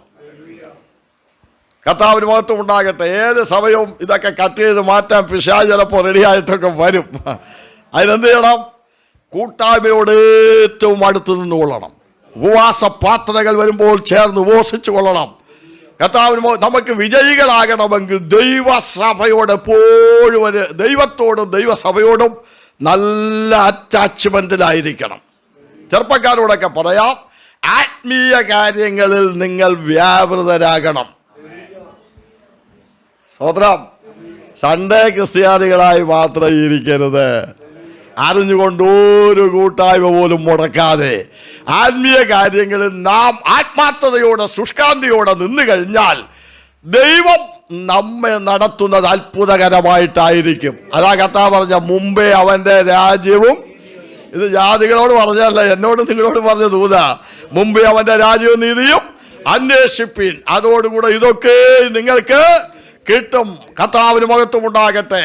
അപ്പോൾ മുറുകെ പിടിക്കേണ്ട കാര്യമാണ് പ്രത്യാശയുടെ ധൈര്യവും പ്രശംസയും. എവിടം വരെ? അവസാനം വരെയും മുറുകെ പിടിക്കണം. മുറുകെ പിടിക്കേണ്ട ഒരു 4 കാര്യങ്ങൾ ഞാൻ നിങ്ങളെ ഓർമ്മപ്പെടുത്താം. 1, പ്രത്യാശയുടെ ധൈര്യവും പ്രശംസയും അവസാനം വരെ മുറുകെ പിടിക്കണം. ആമേൻ. ഇയ്യോബിന്റെ പുസ്തകം 2-ാം അധ്യായം 9-ാമത്തെ വാക്യം വായിച്ചാട്ടെ. ഇയ്യോബിന്റെ പുസ്തകം 2-ാം അധ്യായത്തിന്റെ 9-ാമത്തെ വാക്യം. അവന്റെ ഭാര്യ അവനോട്, നീ ഇനിയും നിന്റെ ഭക്തി മുറുകെ പിടിച്ചുകൊണ്ടിരിക്കുന്നുവോ? ദൈവത്തെ തിരിച്ച് പറഞ്ഞ് മരിച്ചു കളയുക എന്ന് പറഞ്ഞു. അവൻ അവളോട്, ഒരു പൊട്ടി സംസാരിക്കുന്നത് പോലെ നീ സംസാരിക്കുന്നു. നാം ദൈവത്തിന്റെ കയ്യിൽ നിന്ന് നന്മ കൈക്കൊള്ളുന്നു, തിന്മയും കൈക്കൊള്ളരുതോ എന്ന് പറഞ്ഞു. അപ്പോൾ ഇയ്യോബ് അതിന് മറുപടി പറഞ്ഞതാണ് രസം. എന്താണ് ഭാര്യ പറഞ്ഞത്? ദൈവത്തെ ത്യജിച്ച് പറഞ്ഞ് ഭക്തി മുറുകെ പിടിക്കുക, ദൈവത്തെ ത്യജിച്ച് കളഞ്ഞ് മരിച്ചു കളയുക എന്ന് പറഞ്ഞാൽ വച്ച് മതിയാക്കാനോ? ഇത് ദൈവമുള്ള കാര്യമല്ല, വെച്ച് മതിയാക്കുക. ദൈവത്തെ ത്യജിച്ച് പറഞ്ഞ് മരിക്കുക, ഭക്തി വെറുതെ മുറുകെ പിടിച്ചുകൊണ്ടിരിക്കാതെ. എന്നാൽ ഇയ്യോബ് പറഞ്ഞ മറുപടിയാണ്, ദൈവത്തിൻ്റെ കയ്യിൽ നിന്ന് നന്മ കൈക്കൊണ്ടതുപോലെ തിന്മയും കൈക്കൊള്ളുന്നു. അവൻ അധരങ്ങളാൽ പാപം ചെയ്തില്ല. സ്തോത്രം. ആകാത്ത വാക്കുകൾ, ശബ്ദങ്ങൾ വരുമ്പോൾ മിണ്ടാതിരിക്കുകയല്ല, അതിന് തക്കതായ മറുപടി ഇയ്യോബ് പറഞ്ഞാൽ പോകുന്നു. സ്തോത്രം. അവൻ ഭക്തി മുറുകെ പിടിച്ചുകൊണ്ടിരുന്നു. ഇന്നലെ ഞാൻ അല്ലെങ്കിൽ ഇവിടെ സഭയെ ശുശ്രൂഷിച്ചല്ലോ, അന്തിമ വിജയം ദൈവം ഇയ്യോബിന് തന്നെ നൽകി. അല്ലെങ്കിൽ യാക്കോബ് അപ്പോസ്തലൻ സഹിഷ്ണുതയ്ക്ക് ഉദാഹരണമായിട്ട് ഇയാമെ പറഞ്ഞിരിക്കുന്ന ഒരു വ്യക്തി ആരാണെന്ന് ചോദിച്ചാൽ പുതിയ നിയമ ഭക്തന്മാർക്ക് അവയെ സഹിഷ്ണുതയ്ക്ക് ഉദാഹരണമായി പറഞ്ഞിരിക്കുന്ന ഇയ്യോബിനെയാണ്. ഇയ്യോബിന്റെ സഹിഷ്ണുത നിങ്ങൾ കേട്ടും ഹല്ലേലൂയ കർത്താവ് വരുത്തിയ അവസാനം കണ്ടുപിടിക്കുന്നു. കർത്താവ് മഹാകരുണയും മനസ്സലിവുമുള്ളവനല്ലോ. ദൈവത്തിന് മഹത്വമുണ്ടാകട്ടെ. ഭക്തി മുറുകെ പിടിക്കുക. 1, പ്രത്യാശയുടെ ധൈര്യവും പ്രശംസയും അവസാനത്തോളം മുറുകെ പിടിക്കുക. മറ്റൊന്ന്, ദൈവമക്കൾ ഭക്തി മുറുകെ പിടിക്കുക. എബ്രായലേഖനം 3-ാമത്തെ അധ്യായം 14-ാമത്തെ വാക്യം. ആദ്യ വിശ്വാസം അവസാനത്തോളം മുറുകെ പിടിച്ചുകൊണ്ടാൽ നാം ക്രിസ്തുവിൽ പങ്കാളികളായി തീർന്നിരിക്കുന്നു. അപ്പോൾ ഇറങ്ങി പുറപ്പെട്ടപ്പോൾ നമുക്ക് കർത്താവിനുള്ള വിശ്വാസം വളരെ ശക്തമായിരുന്നു. ആ വിശ്വാസം അവസാനം വരെ എന്ത് ചെയ്യണം? മുറുകെ പിടിച്ചുകൊള്ളണം. അങ്ങനെ നമ്മൾ ചെയ്താൽ നാം ക്രിസ്തുവിൽ പങ്കാളികളായി തീർന്നിരിക്കുന്നു എന്നാണ് കർത്താവിന്റെ വചനം. ദൈവത്തിന് മഹത്വം ഉണ്ടാകട്ടെ. ഒരു സഭയിൽ വലിയൊരു ഉപദ്രവം നേരിട്ടപ്പോൾ ആ സഭ കർത്താവിനെ വിട്ടുകളഞ്ഞില്ല. കർത്താവിന്റെ സാക്ഷിയും വിശ്വസ്തനുമായ അന്തിപ്പാസിനെ കൊന്ന കാലത്തു പോലും കർത്താവിലുള്ള വിശ്വാസം, ആ കർത്താവിന്റെ നാമത്തെ അവർ വിട്ടുകളഞ്ഞില്ല. അവർ കർത്താവിന്റെ നാമത്തെ മുറുകെ പിടിച്ചുകൊണ്ടിരുന്നു. ദൈവത്തിന്റെ മഹത്വം ഉണ്ടാകട്ടെ. ആ വെളിപ്പാട് പുസ്തകത്തിൽ ആ വാക്യം കൂടെ നമുക്കൊന്ന് വായിക്കാം. അവിടെ ഒരു വലിയ പ്രശ്നം, സാത്താൻ പാർക്കുന്ന ഇടത്ത് ഒരു വേർപാട് സംഭവിച്ച സ്ഥലത്ത് അവൻ ആയിരുന്ന ദൈവമക്കൾ കർത്താവിലുള്ള വിശ്വാസം എന്ത് ചെയ്തില്ല? വിട്ടുകളഞ്ഞില്ല. കർത്താവിന്റെ നാമത്തെ അവർ എന്ത് ചെയ്തു? മുറുകെ പിടിച്ചുകൊണ്ടേയിരുന്നു. ദൈവത്തിന് മഹത്വം ഉണ്ടാകട്ടെ. ഇന്ന് പകൽക്കാലം ദൈവമക്കളെ, വിശ്വസ്തയോടെ നമ്മൾ മുന്നോട്ട് പോയാൽ അവസാനം വരെ നമ്മെ നിലനിർത്തുന്ന കാര്യം ദൈവം ഏറ്റു. അവിശ്വസ്തരായിരുന്നാൽ ദൈവം നടക്കുകയില്ല. ഹല്ലേലൂയ. നമുക്കറിയാം പെർഗമോസിലെ സഭ 2-ാമത്തെ അധ്യായം, വെളിപ്പാട് പുസ്തകം 2-ാമത്തെ അധ്യായം, ദൈവത്തിന് മഹത്വം 13-ാമത്തെ വാക്യം ഒന്ന് വായിച്ചാട്ട്. നീ എവിടെ പാർക്കുന്നു എന്നും അത് സാത്താന്റെ സിംഹാസനമുള്ളിടമെന്നും ഞാൻ അറിയുന്നു. നീ എന്റെ നാമം മുറുകെ പിടിച്ചിരിക്കുന്നു. നിങ്ങളുടെ ഇടയിൽ സാത്താൻ പാർക്കുന്നിടത്ത് തന്നെ. അപ്പൊ സാത്താൻ ചേട്ടത്തൊക്കെ പാർക്കുന്നുണ്ടല്ലേ? പാർക്കുന്നിടത്ത് തന്നെ എന്റെ സാക്ഷിയും വിശ്വസ്തനുമായ അന്തിപ്പാസിനെ കൊന്ന കാലത്ത് പോലും നീ എങ്കിലുള്ള വിശ്വാസം നിഷേധിച്ചിട്ടില്ല. ചിലക്ക് ചെറിയ കാര്യം മതി വിശ്വാസമൊക്കെ നിഷേധിക്കാൻ. സ്തോത്രം. ചിലവൊന്നും മിണ്ടിയില്ല, വിളിച്ചില്ല, ഹല്ലേലൂയ ചോദിച്ചില്ല, ഇതൊക്കെ പറഞ്ഞ് കൊച്ചു പണക്കത്ത് വിശ്വാസം വിട്ടുകളെന്ന് ചില കണ്ടിട്ടുണ്ട്. അതൊക്കെ ബാലിശമായ സ്വഭാവമാണ്. ഇവിടെ വലിയ സംഭവം വന്നിട്ട് പോലും ദൈവാത്മാവ് എടുത്തെഴുതിയിരിക്കുകയാണ്. Price the Lord. നീ എൻ്റെ നാമം മുറുകെ പിടിച്ചിരിക്കുന്നു. കണ്ടോ? നീ എൻ്റെ നാമം മുറുകെ പിടിച്ചിരിക്കുന്നു. സാത്താന്റെ സിംഹാസനം ഉള്ളേടമെന്ന് ഞാൻ അറിയുന്നു. നീ എൻ്റെ നാമം മുറുകെ പിടിച്ചിരിക്കുന്നു. മുറുകെ പിടിക്കേണ്ടത് ദൈവത്തിൻ്റെ നാമം. ആത്മീയ വിശ്വാസം അവസാനത്തോളം, കർത്താവിലുള്ള പ്രത്യാശയും പ്രശംസയും ഇതെല്ലാം മുറുകെ പിടിച്ചുകൊണ്ട് ദൈവമക്കൾ മുന്നോട്ട് പോകണം. അപ്പോൾ എബ്രായ വിശ്വാസികൾക്ക് ആ വക വിഷയങ്ങളിൽ ആ ഉത്തേജനം നൽകുവാൻ വേണ്ടി ആ വിഷയങ്ങൾ പരിശുദ്ധാത്മാവ് ആ ലേഖനത്തിൽ കൂടെ, അപ്പോസ്തലനിൽ കൂടെ ഇടപെടുവാനിടയായി തീർന്നു. ഇനി വേറൊരു കാര്യം ദൈവമക്കൾ മനസ്സിലാക്കേണ്ട കാര്യം, ഈ ഉഴപ്പൻ പരിപാടി, അതായത് ഈ ഉത്സാഹത്തിന് എവിടെയെങ്കിലും കോട്ടം വരികയാണെങ്കിൽ വളരെ സൂക്ഷിച്ചോളണം. സാത്താൻ പുറകെ കൂടിയിട്ടുണ്ട്. സാത്താൻ പുറകെ ഒരു ആരാധന അറിഞ്ഞുകൊണ്ട് മുടക്കഴിഞ്ഞാൽ അടുത്തതൊക്കെ മുടക്കുന്ന കാര്യം പുള്ളിക്കാരൻ ഏറ്റു. ഇത് നിങ്ങൾ ശ്രദ്ധിച്ചിട്ടുണ്ടോ? ഇപ്പം നൈറ്റ് കഴിഞ്ഞ് വന്നിരിക്കുക കർത്താവദാസ്. ദൈവം അനുഗ്രഹിക്കട്ടെ. ഞാൻ സഭയിലൊക്കെയുണ്ട് കുറച്ച് പേര്. ഞാൻ പറയാണ്ട് ഇരട്ടി പ്രതിഫലമാണ്. എന്തുവാ? ഇരട്ടി പ്രതിഫലം, ഇരട്ടി ബലം ദൈവം. സ്തോത്രം. ഈ ഉഴപ്പം പരിപാടി ഒരിക്കലും നമ്മുടെ ജീവിതത്തിൽ അനുവദിക്കരുത്. നിങ്ങൾ ശ്രദ്ധിച്ചിട്ടുണ്ടോ? ഒരാരാധന ഏതെങ്കിലും കാരണവശാൽ ഒരാരാധനയ്ക്ക് പോകാൻ കഴിയാത്ത അവസ്ഥ ചില പ്രിയപ്പെട്ടവരുടെ ജീവിതത്തിൽ വന്നു കഴിഞ്ഞാൽ അവരുടെ അസ്വസ്ഥത ഭയങ്കരമായിരിക്കും. ഈ കഴിഞ്ഞ ഇടയ്ക്ക് നാട്ടിൽ നിന്ന് ഒരച്ചായന് വന്നു. അദ്ദേഹം അതായത് അസുഖമായിപ്പോയി, ഹാർട്ടിന് പ്രശ്നം വന്നു. താന് സൂമിലാണ് കയറിയത്. ശനിയാഴ്ച ഒരു ചെറിയ ആശ്വാസം. അദ്ദേഹം പറഞ്ഞു, എനിക്ക് ആരാധനയ്ക്ക് വരാൻ പറ്റാത്തതിനുള്ള അസ്വസ്ഥത പറഞ്ഞറിയിക്കാൻ പറ്റുന്നില്ല. സഹോദരം, അതുപോലെ എല്ലാ ദിവസവും ബൈബിൾ വായിച്ച് ധ്യാനിക്കുന്ന ഒരു വ്യക്തിക്ക് അത് മുടങ്ങിപ്പോകുകയാണെങ്കിലുള്ള അസ്വസ്ഥത വലുതായിരിക്കും. സ്വോത്രം. ആത്മാവിൽ ആരാധിച്ചു വന്ന ദൈവമക്കൾക്ക് ആത്മാവിൽ ആരാധിക്കാൻ കഴിയാത്ത ഒരവസ്ഥ വന്നാൽ വളരെ ബുദ്ധിമുട്ട് തോന്നാറുണ്ട്. ഇനി തിരിച്ചും ഞാൻ പറയാം, 4 ആരാധന മുടക്കിയാലും ഒരു കൂശലും ഇല്ലാത്ത പ്രിയപ്പെട്ടവരുണ്ട്. ഉഴപ്പരുത്. ഉഴപ്പിയാ കുഴപ്പമാണ്. നമ്മളെ പിശാച് പാതാളത്തിലോട്ട് പോവുകയാണെന്നുള്ള കാര്യം മറന്നു പോകരുത്. ഉത്സാഹത്തെയാണ് ശത്രു ആദ്യം തൊടുന്നത്. നമ്മുടെ ആവേശത്തെയും ഉത്സാഹത്തെയും വിശ്വാസത്തെയൊക്കെ ഇവൻ പതുക്കെ തൊടാൻ തുടങ്ങും.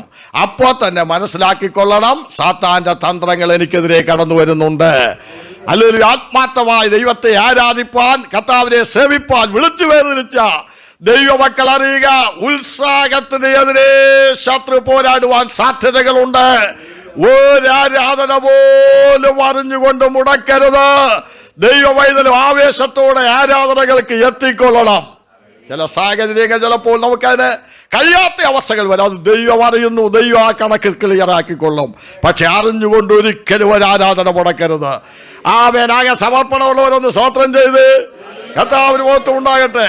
41 വർഷമായിട്ട് സഭയുടെ പാസ്റ്ററായി, പല സഭകളിലെ പാസ്റ്റർമാരായിട്ട് ഒക്കെ ഞങ്ങളിങ്ങനെ കർത്താവിൻ്റെ വേലയിലായിരിക്കുമ്പോൾ ഞങ്ങൾക്കറിയാം ആരാത്മാർത്ഥതയോടെ ദൈവവേലയ്ക്ക് ചുമല് കൊടുത്തിട്ടുണ്ടോ, വിശ്വസ്തരായി നിന്നിട്ടുണ്ടോ, അവരാരും ദൈവമക്കളെ പരാജയപ്പെട്ടിട്ടില്ല.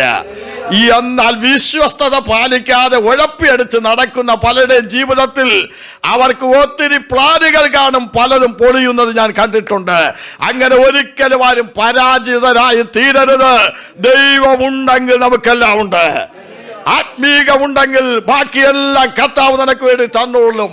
ദൈവം നമുക്ക് വേണ്ടി അവൻ എന്താ ചെയ്തത്? സ്വന്തം പുത്രനെ ആദരിക്കാതെ നമുക്ക് വേണ്ടി ഏൽപ്പിച്ചു തന്നവൻ അതോടുകൂടെ സകലവും നൽകാതിരിക്കുമോ? സ്തോത്രം, സ്തോത്രം, സ്തോത്രം. അതുകൊണ്ട് ഉത്സാഹത്തിന് കോട്ടം വരാൻ പാടില്ല, വിശ്വാസത്തിന് കോട്ടം വരാൻ പാടില്ല, ദൈവമക്കൾ വചനധ്യാനത്തിന് കോട്ടം വരാൻ പാടില്ല. ഞാനൊരു പിതാവെന്നുള്ള നിലയിൽ വലിയൊരു സഭാശുശ്രൂഷ ചെയ്യുന്ന ഒരു ദൈവദാസൻ എന്നുള്ള നിലയിൽ ഞാൻ നിങ്ങളെ ആത്മാർത്ഥമായി പ്രബോധിപ്പിക്കുകയാണ്. എൻ്റെ കൊച്ചു പ്രായം മുതൽ ഇതുവരെ എന്നെ നടത്തിയ ദൈവം എത്ര നല്ലവനാണെന്നറിയാമോ? എവിടെയെല്ലാം തകർന്നു പോകേണ്ട സാഹചര്യങ്ങൾ ഉണ്ടായിരുന്നു, മരണപ്പെട്ടു പോകാവുന്ന സാഹചര്യങ്ങൾ ഉണ്ടായിരുന്നു, എവിടെയെല്ലാം കർത്താവ് ഞങ്ങളെ വിടുവിച്ചു. എൻ്റെ കൂട്ടാളിയൊക്കെ ഈ ലോകത്ത് നിന്ന് മാറ്റപ്പെട്ടു പോകാവുന്ന ഒരു സാഹചര്യം 1996 കടന്നു വന്നു. ആദ്യം എനിക്കൊരു മകളെ ദൈവം തന്നു, രണ്ടാമത് ഒരു മകളെ ദൈവം ഉരുവാക്കി ഉദരത്തിൽ. എന്നാൽ ഡെലിവറി ഉള്ള ബന്ധത്തിൽ ആ കുഞ്ഞിനെ പ്രസവിക്കുന്നതിന് മുമ്പ് ബ്ലീഡിംഗ് ഉണ്ടായിട്ട് ആ കുഞ്ഞ് ഉദരത്തിൽ വെച്ച് മരിക്കുകയും അതിനെ പിന്നെ ഓപ്പറേഷൻ ചെയ്ത് പുറത്തെടുക്കുകയും ചെയ്തു. ഒറ്റയ്ക്കാണ് ആ കുഞ്ഞിനെ അടക്കാൻ ഞാൻ ആലുവ, അതായത് പഴങ്ങനാടെന്ന് പറയുന്ന ആ സ്ഥലത്തെ ഹോസ്പിറ്റലിൽ ഞാൻ ഒറ്റയ്ക്കേ ഉണ്ടായിരുന്നുള്ളൂ. എൻ്റെ ഫാദറിലൊക്കെ പിന്നെയാണ് വന്നത്. അവൻ ആ ഒരു സാഹചര്യം അങ്ങനെ കടന്നു വന്നു. ആ കുഞ്ഞിനെ ഞാൻ അടക്കാൻ ആ സെമിട്രിയിൽ ഒരു വണ്ടിയൊക്കെ പിടിച്ച് കടന്നു പോകുമ്പോൾ പെട്ടെന്ന് അന്ന് ആലുവായിൽ ഷാരോലിലെ പാസ്സായിരുന്ന പാസ്റ്റർ മരിച്ചുപോയി, MC മാത്യു പാസ്റ്റർ കടന്നു വന്ന് എന്നെ സഹായിച്ചു. ഒരു കൂലിക്കാരനെ പിന്നെ കണ്ടെത്തി, അദ്ദേഹം കൂടെ എന്നെ സഹായിച്ചു. ഞാൻ തന്നെ കുറച്ച് പാവൊക്കെ കുഴി ഇങ്ങനെ എടുക്കേണ്ട ഒരവസ്ഥ വന്നിരുന്നു. എന്നാൽ ആ കുഞ്ഞിനെ മറവ് ചെയ്തിട്ട് ഞാൻ ഹോസ്പിറ്റലിൽ വരുമ്പോൾ അന്നത്തെ ആ ഡോക്ടർ, ഒരു ലേഡി ഡോക്ടറെ എന്നെ വിളിച്ചിട്ട് പറഞ്ഞു, നിങ്ങളുടെ വൈഫും മരിച്ചു പോകും, ബ്ലീഡിങ് നിൽക്കത്തില്ല, ഇങ്ങനത്തെ ഒരു കേസ് പോലും രക്ഷപ്പെടാറില്ല, പ്ലാസിൻ്റെ ഒക്കെ പുറത്തു വന്ന കേസാണ് ഇത്, ബ്ലീഡിങ് ഒരു കാരണവശാലും നിൽക്കുന്നില്ല, ഞങ്ങൾ ആവോളം നോക്കുന്നുണ്ട്, അടുത്ത കാര്യം കൂടെ നിങ്ങൾ ക്രമീകരിച്ച് പോകണം, നിങ്ങൾ ക്രമീകരിക്കേണ്ടി വരുമെന്ന് പറഞ്ഞു. 3 പ്രാവശ്യം ആ ഡോക്ടറിനെ വിളിച്ച് നേരെ പറഞ്ഞു. അതിനോട് ചോദിച്ചു, നിങ്ങൾ മാത്യു അല്ലേ? അതെ. മറിയാമ്മയുടെ ഹസ്ബൻഡ് അല്ലേ? അതെ.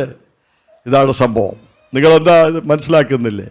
4ാമത് പോയി പറയുമ്പോൾ ദൈവം എന്നോട് ശക്തമായി സംസാരിച്ചു.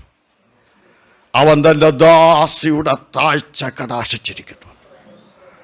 കണ്ണുനീരോടെ ഞാൻ ദൈവത്തോട് പറഞ്ഞു, ദൈവമേ ആ വചനം മതി കർത്താവേ. ഞാൻ ആ ദൈവവചനം എൻ്റെ ഉള്ളിൽ ഉച്ചരിച്ച് കർത്താവിനോട് പറഞ്ഞുകൊണ്ടിരുന്നു, അവൻ തൻ്റെ ദാസിയുടെ താഴ്ച കടാക്ഷിച്ചിരിക്കുന്നുവെന്നോ. സ്തോത്രം. മണിക്കൂറുകൾ അതിൽ മുന്നോട്ട് നീങ്ങി, അതിന് ഒരു മാറ്റവും വന്നില്ല. എന്നെ അറിഞ്ഞു കേട്ടൊക്കെ ചില പ്രിയപ്പെട്ടവർക്ക് എന്നെ പ്രാർത്ഥിപ്പാൻ വന്ന് സഹായിച്ചു. എന്നാൽ ആ മരണത്തിൽ നിന്ന് എൻ്റെ കൂട്ടാളിയെ ദൈവം വിടുവിച്ചു. ഡോക്ടർ പറഞ്ഞത് അത്ഭുതമാണ്. ICUവിൽ ചില ദിവസങ്ങൾ പിന്നിട്ടെങ്കിലും ഞാൻ എൻ്റെ വൈഫിനോട് ചോദിച്ചു, ആ സാഹചര്യത്തിൽ നിങ്ങൾക്കുണ്ടായിരുന്നു? പറഞ്ഞു, ഒരു ശക്തി എന്നെ വലിച്ചു കൊണ്ടുപോകുന്നതായിട്ട് ശരീരത്തിൽ നിന്ന് പ്രാണൻ വേർപെടുന്ന ഒരവസ്ഥ എനിക്ക് ഫീൽ ചെയ്തു. എന്നാൽ എന്തോ പെട്ടെന്നൊരു വ്യത്യാസം എൻ്റെ ജീവിതത്തിൽ അനുഭവപ്പെട്ടു. അപ്പോഴാണ് എനിക്ക് ചെറിയ ഓർമ്മ വന്നത്. ഞാൻ പറഞ്ഞു വരുന്നത്, മരണനിഴലിൻ താഴ്വരകളിൽ കൈവിടാത്തവനാണ് സ്വർഗത്തിലെ ദൈവം. എൻ്റെ കൂട്ടാളിയെ ദൈവം എനിക്ക് മടക്കി തന്നു. സ്തോത്രം. ചില വർഷങ്ങൾ കഴിഞ്ഞപ്പോൾ 99 ആയപ്പോൾ ദൈവം എനിക്കൊരു മകനെ തന്നു. അവനെ കർത്താവിൻ്റെ വേലയിലും പല നിലകളിൽ അവൻ പ്രയോജനപ്പെട്ടുകൊണ്ടിരിക്കുകയാണ്. ഞാൻ പറഞ്ഞു വന്നത്, ദൈവം ഒരിക്കലും നമ്മെ കൈവിടുകയില്ല. ദൈവം ഒരു നാളും നമ്മെ ഉപേക്ഷിക്കുകയില്ല. കർത്താവിന്റെ മുഖത്ത് നോക്കി യാത്ര ചെയ്യുന്ന ദൈവമൈതലേ, ദൈവം നിന്റെ ജീവിതത്തിൽ ദോഷമായി ഒന്നും ചെയ്യുകയില്ല. എല്ലാം നന്മയ്ക്കായി ദൈവം കൂടി വ്യാപരിപ്പിക്കുന്നവനാണ്. ദൈവം സർവശക്തനാണ്. ഏത് കണ്ണുനീരിന്റെ താഴ്വരകളിലും നിന്നെ കൈവിടാത്ത ഒരു കർത്താവ്. ആ കാലഘട്ടങ്ങളിൽ ഞാൻ ഇടതടവില്ലാതെ എന്റെ കർത്താവിന്റെ വേല ചെയ്യുന്ന അനേക ഭൂതങ്ങൾ ബാധിച്ച അനേക വ്യക്തികൾ കർത്താവിനാൽ സ്വാതന്ത്ര്യം പ്രാപിക്കുന്ന ഒരു കാലഘട്ടമായിരുന്നു. ഹല്ലേലൂയ. ഞാൻ പേഴ്സണലി പ്രയറൊക്കെ എനിക്ക് പറ്റാത്ത ഒരു സമയമായിരുന്നു. കണ്ടിന്യൂസ് ശുശ്രൂഷയിൽ ദൈവം എന്നെ നിർത്തിയ ഒരു സമയമായിരുന്നു. എന്നാൽ അതിനിടയ്ക്കാണ് ഈ ഒരു പ്രശ്നം വന്ന് അവിടെയും എന്നെ നിത്യ ദുഃഖത്തിന് ദൈവം ഏൽപ്പിച്ചില്ല. നമ്മൾ കർത്താവിന് വേണ്ടി നിന്ന കർത്താവ് നമ്മെ നടത്തിക്കൊള്ളും ദൈവമക്കളെ. ഇതിനെല്ലാം പ്രതിഫലം ഒരു ദിവസം നമ്മൾ അവിടെ ചെന്ന് പ്രാപിക്കും കേട്ടോ. അല്ലെങ്കിൽ കർത്താവിൽ നമ്മുടെ പ്രയത്നങ്ങളൊന്നും എന്തല്ല, വ്യർത്ഥമല്ല.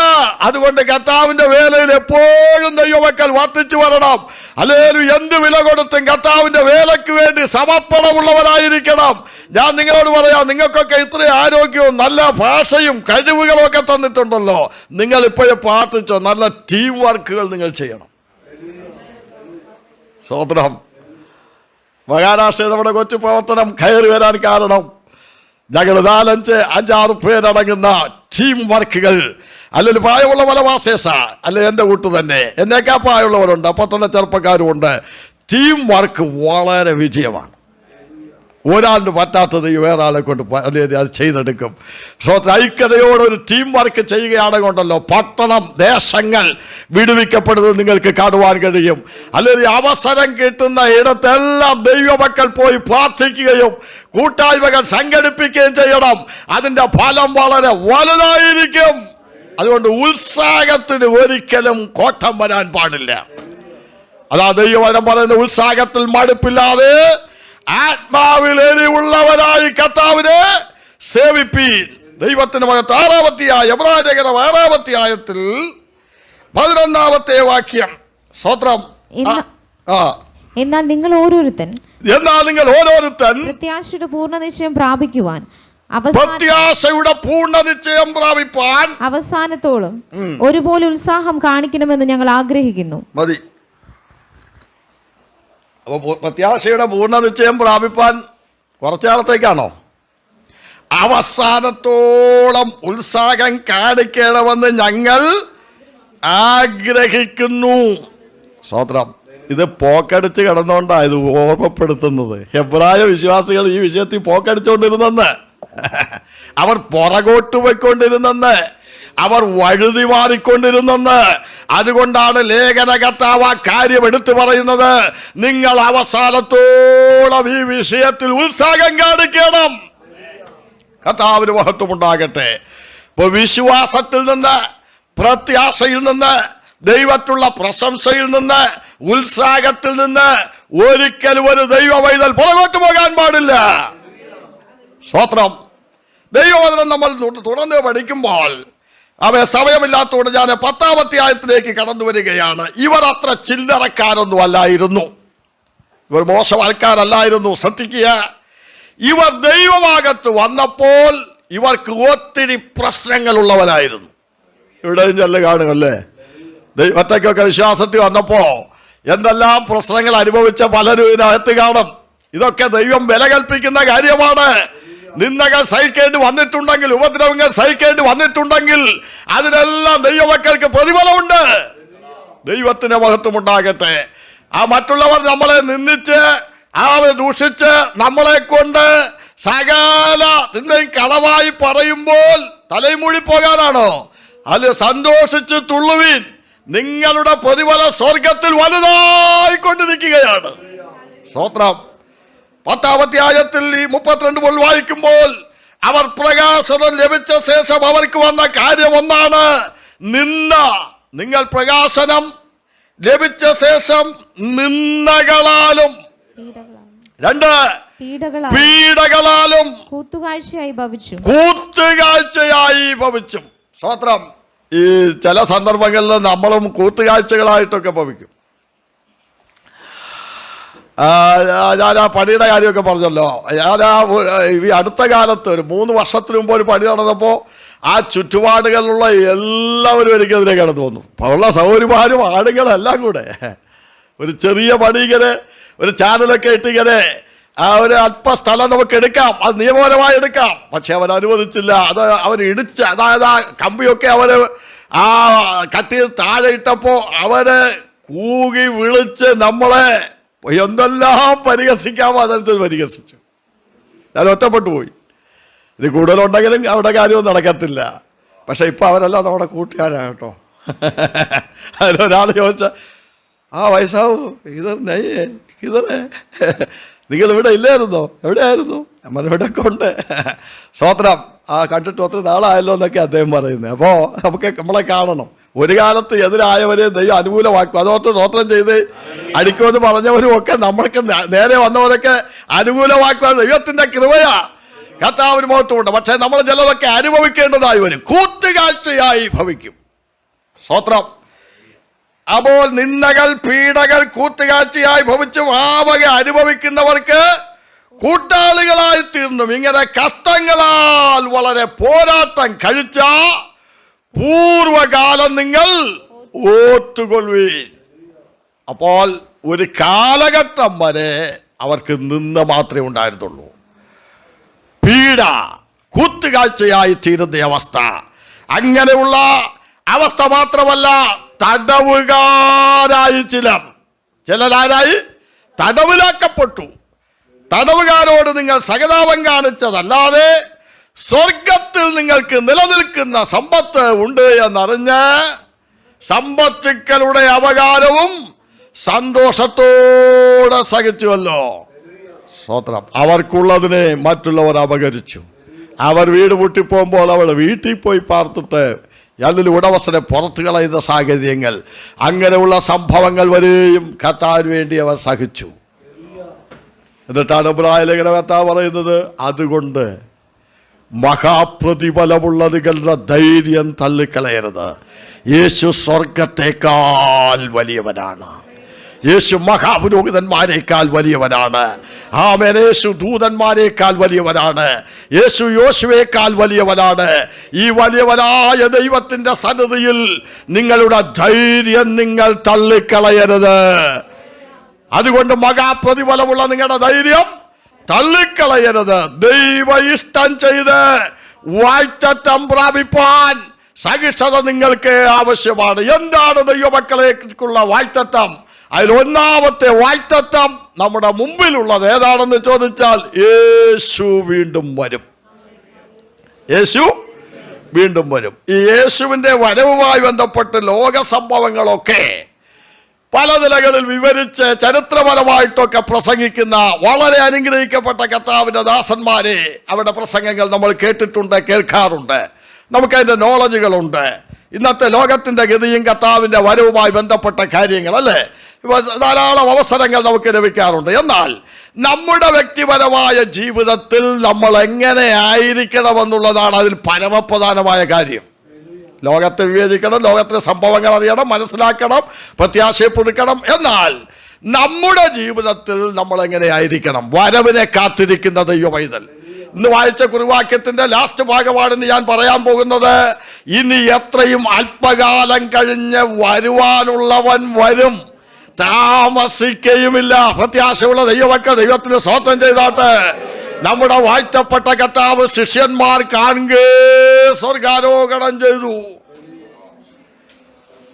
അപ്പോൾ ഗലീല പുരുഷന്മാരായി കർത്താവിന്റെ കൂടെ ആയിരുന്ന അരുമ ശിഷ്യന്മാർ, അല്ലെങ്കിൽ കർത്താവ് അവർ കാണുകേ എടുക്കപ്പെടുക, രൂപാന്തരപ്പെടുകയാണ്. യേശു മേഘങ്ങളിൽ മറയപ്പെട്ടു എങ്കിലും അവരുടെ നോട്ടം മാറിയില്ല. നമ്മുടെ എയർപോർട്ടിലൊക്കെ പോകുമ്പോൾ അല്ലേ നമ്മുടെ പ്രിയപ്പെട്ടവരൊക്കെ അങ്ങ് പോയി ടാറ്റ പറഞ്ഞ് കഴിഞ്ഞാലും നമ്മൾ നോക്കി നിൽക്കും, ഇനിയും ടാറ്റ വരുന്നുണ്ടോന്ന്, ഒന്നുകൂടെ കാണാം, അല്ല അവർക്ക് നമ്മളെ കാണാം, നമുക്ക് അവരെ കാണാം എന്നുപോലെ നമ്മൾ ഞാൻ എത്രയോ നിൽക്കാറുണ്ട്. എന്നതുപോലെ ഇവർ അങ്ങോട്ടും ഇങ്ങോട്ടും മറ്റൊന്നുമല്ല, അവരാകാശത്തിൽ തന്നെ നോക്കി നിന്നു. അപ്പോൾ ദൈവത്തിൻ്റെ ദൂതന്മാർ വെള്ള വസ്ത്രധാരികളായി, ഹല്ലേലൂയ, അവർക്ക് ഒരു സന്ദേശം കൊടുക്കുകയാണ്. ഗലീല പുരുഷന്മാരെ, നിങ്ങളെ വിട്ട് സ്വർഗാരോഹണം ചെയ്ത യേശുവിനെ നിങ്ങൾ സ്വർഗത്തിലേക്ക് പോകുന്നവനായി കണ്ടതുപോലെ തന്നെ അവൻ വീണ്ടും വരും. എങ്ങനെ പോകുന്നത് കണ്ടു, അങ്ങനെ തന്നെ യേശു വീണ്ടും വരും. കർത്താവിന് മഹത്വമുണ്ടാകട്ടെ. വരവിന്റെ പ്രത്യാശയാ നിറയപ്പെട്ട ദൈവവൈതലേ, അതാണ് നമ്മുടെ മുമ്പിലുള്ള ഏറ്റവും വലിയ വാഗ്ദത്തം. കർത്താവ് വരും, താമസിക്കയില്ല. ഇനി എത്രയും അല്പകാലം കഴിഞ്ഞ് വരുവാനുള്ളവൻ വരും, താമസിക്കുകയുമില്ല. കർത്താവിന് മഹത്വമുണ്ടാകട്ടെ. വരവിനെ കാത്തിരിക്കുന്ന ദൈവമക്കൾ, ഒന്നാമത് ഈ വാക്യത്തിന്റെ കുറിവാക്യമായി വായിച്ച ഭാഗത്ത് ഒന്ന്, ദൈവ ഇഷ്ടം ചെയ്യുക. ദൈവ ഇഷ്ടം ചെയ്ത് വാഗ്ദത്തം പ്രാപിപ്പാൻ സഹിഷ്ണുത നിങ്ങൾക്ക് ആവശ്യം. ദൈവത്തിന്റെ ഇഷ്ടം ചെയ്യുക. ദൈവത്തിന്റെ ഇഷ്ടമോ നിങ്ങളുടെ ശുദ്ധീകരണം തന്നെ. ദൈവത്തിന്റെ ഇഷ്ടം നീതിയും ന്യായവും പ്രവർത്തിക്കുക എന്നുള്ളതാണ്. ദൈവ ഇഷ്ടം മനസ്സോടെ ചെയ്യുക. ദൈവ ഇഷ്ടത്തിനൊത്തവണ്ണം ശുദ്ധീകരണം പ്രാപിച്ച് ദൈവമക്കൾ ജീവിക്കുക. ശുദ്ധീകരണം കൂടാതെ ആരും കർത്താവിനെ കാണുന്നില്ല.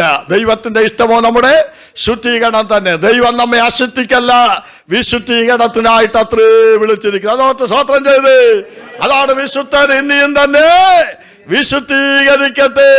സ്തോത്രം സ്തോത്രം. വിശുദ്ധന്മാർ ഇനിയും വിശുദ്ധീകരിക്കപ്പെടട്ടെ. ഈ 2-3 ദിവസത്തെ ഹല്ലേലൂയ, വെള്ളി മുതൽ ഞായർ വരെയുള്ള മീറ്റിംഗിൽ വചനം നമ്മെ ശുദ്ധീകരിച്ചുകൊണ്ടിരിക്കുകയാണ്. നമ്മുടെ പ്രത്യാശയോ വർദ്ധിപ്പിച്ചുകൊണ്ടിരിക്കുകയാണ്. ഈ സഭായോഗത്തിലെ കൂടിവരവിന്റെ ഉദ്ദേശം എന്താണ്? യേശു കർത്താവ് വേഗം വരാൻ പോകുകയാണ്. നമ്മുടെ മണവാളൻ വരാൻ പോകുകയാണ്. യേശു പറയുകയാണ്, മണവാളൻ വിട്ടുപിരിയുന്ന നാൾ വരും, അന്ന് ആ കാലത്ത് അവർ ഉപവസിക്കും. നമ്മുടെ ഉപവാസത്തിന്റെ പ്രധാന വിഷയം എന്താണ്? യേശു വേഗം വരാൻ പോകുകയാണ്. നമ്മൾ മണവാട്ടി സഭയിലായിരിക്കുമ്പോൾ മണവാളനെ കാത്തിരിക്കുന്ന ദൈവത്തിന്റെ സഭ തങ്ങളെ തന്നെ ഒരുക്കി കാത്തിരിക്കുകയാണ്. ദൈവ ഇഷ്ടം ചെയ്ത് കാത്തിരിക്കുക. മറ്റൊന്ന്, വിശ്വാസം ഉള്ളവരായിരിക്കുക. ലൂക്കോസ് എഴുതിയ സുവിശേഷം 18-ാം അധ്യായത്തിൽ കർത്താവ് ചോദിക്കുകയാണ്, മനുഷ്യപുത്രൻ വരുമ്പോൾ ഭൂമിയിൽ വിശ്വാസം കണ്ടെത്തുമോ? ദൈവം ആഗ്രഹിക്കത്തക്ക നിലയിൽ, ദൈവത്തിന്റെ പ്രവർത്തികൾ നമ്മളിലൂടെ നിവർത്തിക്കപ്പെടത്തക്ക നിലകളിൽ നാം ദൈവത്തിന് വേണ്ടി പ്രവർത്തിക്കാൻ തക്കതായ ശക്തന്മാരായി വിശ്വാസമുള്ളവരായി ആയിരിക്കുവാൻ ദൈവം നമ്മെ കുറിച്ച് ആഗ്രഹിക്കുന്നു. എല്ലാ ദൈവമക്കളൊന്ന് സ്തോത്രം ചെയ്യാമോ? ദൈവമേ, വിശ്വാസത്തിന്റെ വേല ചെയ്യുവാൻ, വിശ്വാസത്തോടെ ആരാധിക്കുവാൻ, വിശ്വാസത്തോടെ പ്രാർത്ഥിക്കുവാൻ, വിശ്വാസത്തോടെ കർത്താവിന് വേണ്ടി നിൽക്കുവാൻ എന്നെ സഹായിക്കണമേ. ഊടാരാമ സന്താരാജ. വിശ്വാസം എന്നതെന്താണ്? ആശിക്കുന്നതിന്റെ ഉറപ്പും കാണാത്ത കാര്യങ്ങളുടെ നിശ്ചയമാകുന്നു. വിശ്വാസത്തിന്റെ പൂർണ്ണ നിശ്ചയം പ്രാപിച്ചു വേണം ഒരു ദൈവ പൈതൽ കർത്താവിനെ കാത്തിരിക്കുവാൻ. ദൈവ ഇഷ്ടം ചെയ്ത് ദൈവമക്കളായിരിക്കുക, സഹിഷ്ണുതയുള്ളവരായി ആയിരിക്കുക. മാത്രമല്ല കർത്താവിന്റെ സന്നിധി വിശ്വാസമുള്ളവരായി ആയിരിക്കുക. സഭായോഗം മുടക്കാതിരിക്കുക. നാൾ സംഭവിക്കുന്നു. എബ്രായ ലേഖനം 10-ാം അധ്യായം 23 വായിച്ചാട്ടോ. ചിലർ ചെയ്യുന്നത് പോലെ നമ്മുടെ സമായോഗങ്ങൾ ഉപേക്ഷിക്കാതെ തമ്മിൽ പ്രബോധിപ്പിച്ചുകൊണ്ട്. സമായം ആരുടെയാ?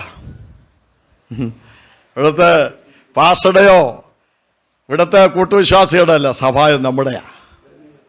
നമ്മുടെ സഭായോഗങ്ങള് ഉപേക്ഷിക്കാതെ തമ്മിൽ പ്രബോധിപ്പിച്ചുകൊണ്ട് സ്നേഹത്തിനും സൽപ്രവർത്തികൾക്കും ഉത്സാഹം വർദ്ധിപ്പിപ്പാൻ അന്യോന്യം സൂക്ഷിച്ചു കൊള്ളുക. നിങ്ങൾക്ക് ഉത്സാഹമുള്ളവരാണ് ദൈവമക്കളെ. ആരാധിക്കുന്ന ദൈവമക്കളാണ്. ദൈവവചനത്തിന്റെ പരിജ്ഞാനം പ്രാപിച്ചവരാണ്. ഇനി നിങ്ങൾ ഒന്നുകൂടെ ഫീൽഡിൽ ഇറങ്ങുവാൻ നിങ്ങൾ തയ്യാറാകുക. കർത്താവിന് വേണ്ടി ഇതുവരെ ചെയ്തതിനേക്കാൾ ഉപരി കർത്താവിന്റെ വേലയിൽ ശക്തിയോടെ നിൽക്കുവാൻ നിങ്ങൾ ഉത്സാഹത്തോടെ മുന്നേറുക. കർത്താവ് നിങ്ങളെ ഉപകരണങ്ങളായി കണ്ടിരിക്കുകയാണ്. കർത്താവിന് മഹത്വമുണ്ടാകട്ടെ. ഇവിടെ വായിക്കുകയാണ്, നാൾ സമീപിക്കുന്നുവെന്ന് കാണും തോറും അതധികമധികമായി നാൾ സമീപിക്കുക എന്ന് പറഞ്ഞാൽ യേശുവിന്റെ വരവ് അടുത്തിരിക്കുന്നു. അതുകൊണ്ട് ഒരു സഹായം പോലും വിടണ്ട, ഒരു സഹായം പോലും അറിഞ്ഞുകൊണ്ട് മുടക്കണ്ട. സ്തോത്രം. അപ്പോൾ നമ്മുടെ സഭായോഗത്തിനകത്ത് ഉദ്ദേശം എന്താണ്? സ്നേഹത്തിനും സൽപ്രവർത്തികൾക്കും ഉത്സാഹം വർദ്ധിപ്പാൻ അന്യോന്യം പ്രബോധിപ്പിക്കുമ്പോൾ തന്നെ നാൾ സമീപിച്ചിരിക്കുന്നു. നമ്മുടെ കർത്താവ് വേഗം വരാൻ പോകുകയാണ്. മറ്റൊരു വേദഭാഗം, നമ്മൾ വിശുദ്ധ ജീവിതം ഭക്തിയുമുള്ളവരായിരിക്കണം. പത്രോസ് എഴുതിയ 2-ാം ലേഖനം 3-ാം അധ്യായത്തിന്റെ 12-ാം വാക്യം ഒന്ന് വായിച്ചാട്ടെ. 2 പത്രോസ് 3:12. നിങ്ങൾ എത്ര വിശുദ്ധ ജീവനും ഭക്തിയുമുള്ളവരായിരിക്കണം. കർത്താവിന്റെ വരവ് അടുത്തിരിക്കുമ്പോൾ ദൈവമക്കൾ എങ്ങനെയായിരിക്കണം? വിശുദ്ധ ജീവനവും ഭക്തിയുമുള്ളവരായിരിക്കണം. ദൈവത്തിന് മഹത്വം ഉണ്ടാകട്ടെ. 3:14 ഒന്ന് വായിച്ചേ. അതുകൊണ്ട് പ്രിയമുള്ളവരെ നിങ്ങൾ ഇവയ്ക്കായി കാത്തിരിക്കുകയാൽ അവൻ നിങ്ങളെ കറയും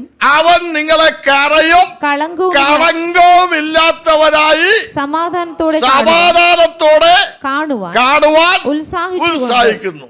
സ്വത്രം. കഴിഞ്ഞ ദിവസം ഞാൻ വെള്ളിയാഴ്ച ഒരു മീറ്റിംഗ് പോയപ്പോ ഒരു വിളിക്കാരനോട് ഞാൻ പറഞ്ഞു, ഇത് പരിപാടിയൊക്കെ തമ്പാക്ക് പരിപാടി നിർത്തിക്കൊള്ളാൻ പറഞ്ഞു. പക്ഷേ ഞാൻ രഹസ്യമായി വിളിച്ചുകൊണ്ട് പോയി പറഞ്ഞു, തമ്പാക്കും വീഡിയും സിനിമയും ദൈവവചനത്തിന് നിരക്കാത്ത ചീത്തത്തരും പൊട്ടച്ചൽ കളിവാക്കും എല്ലാം അടിച്ച് വിട്ട് കളയണം.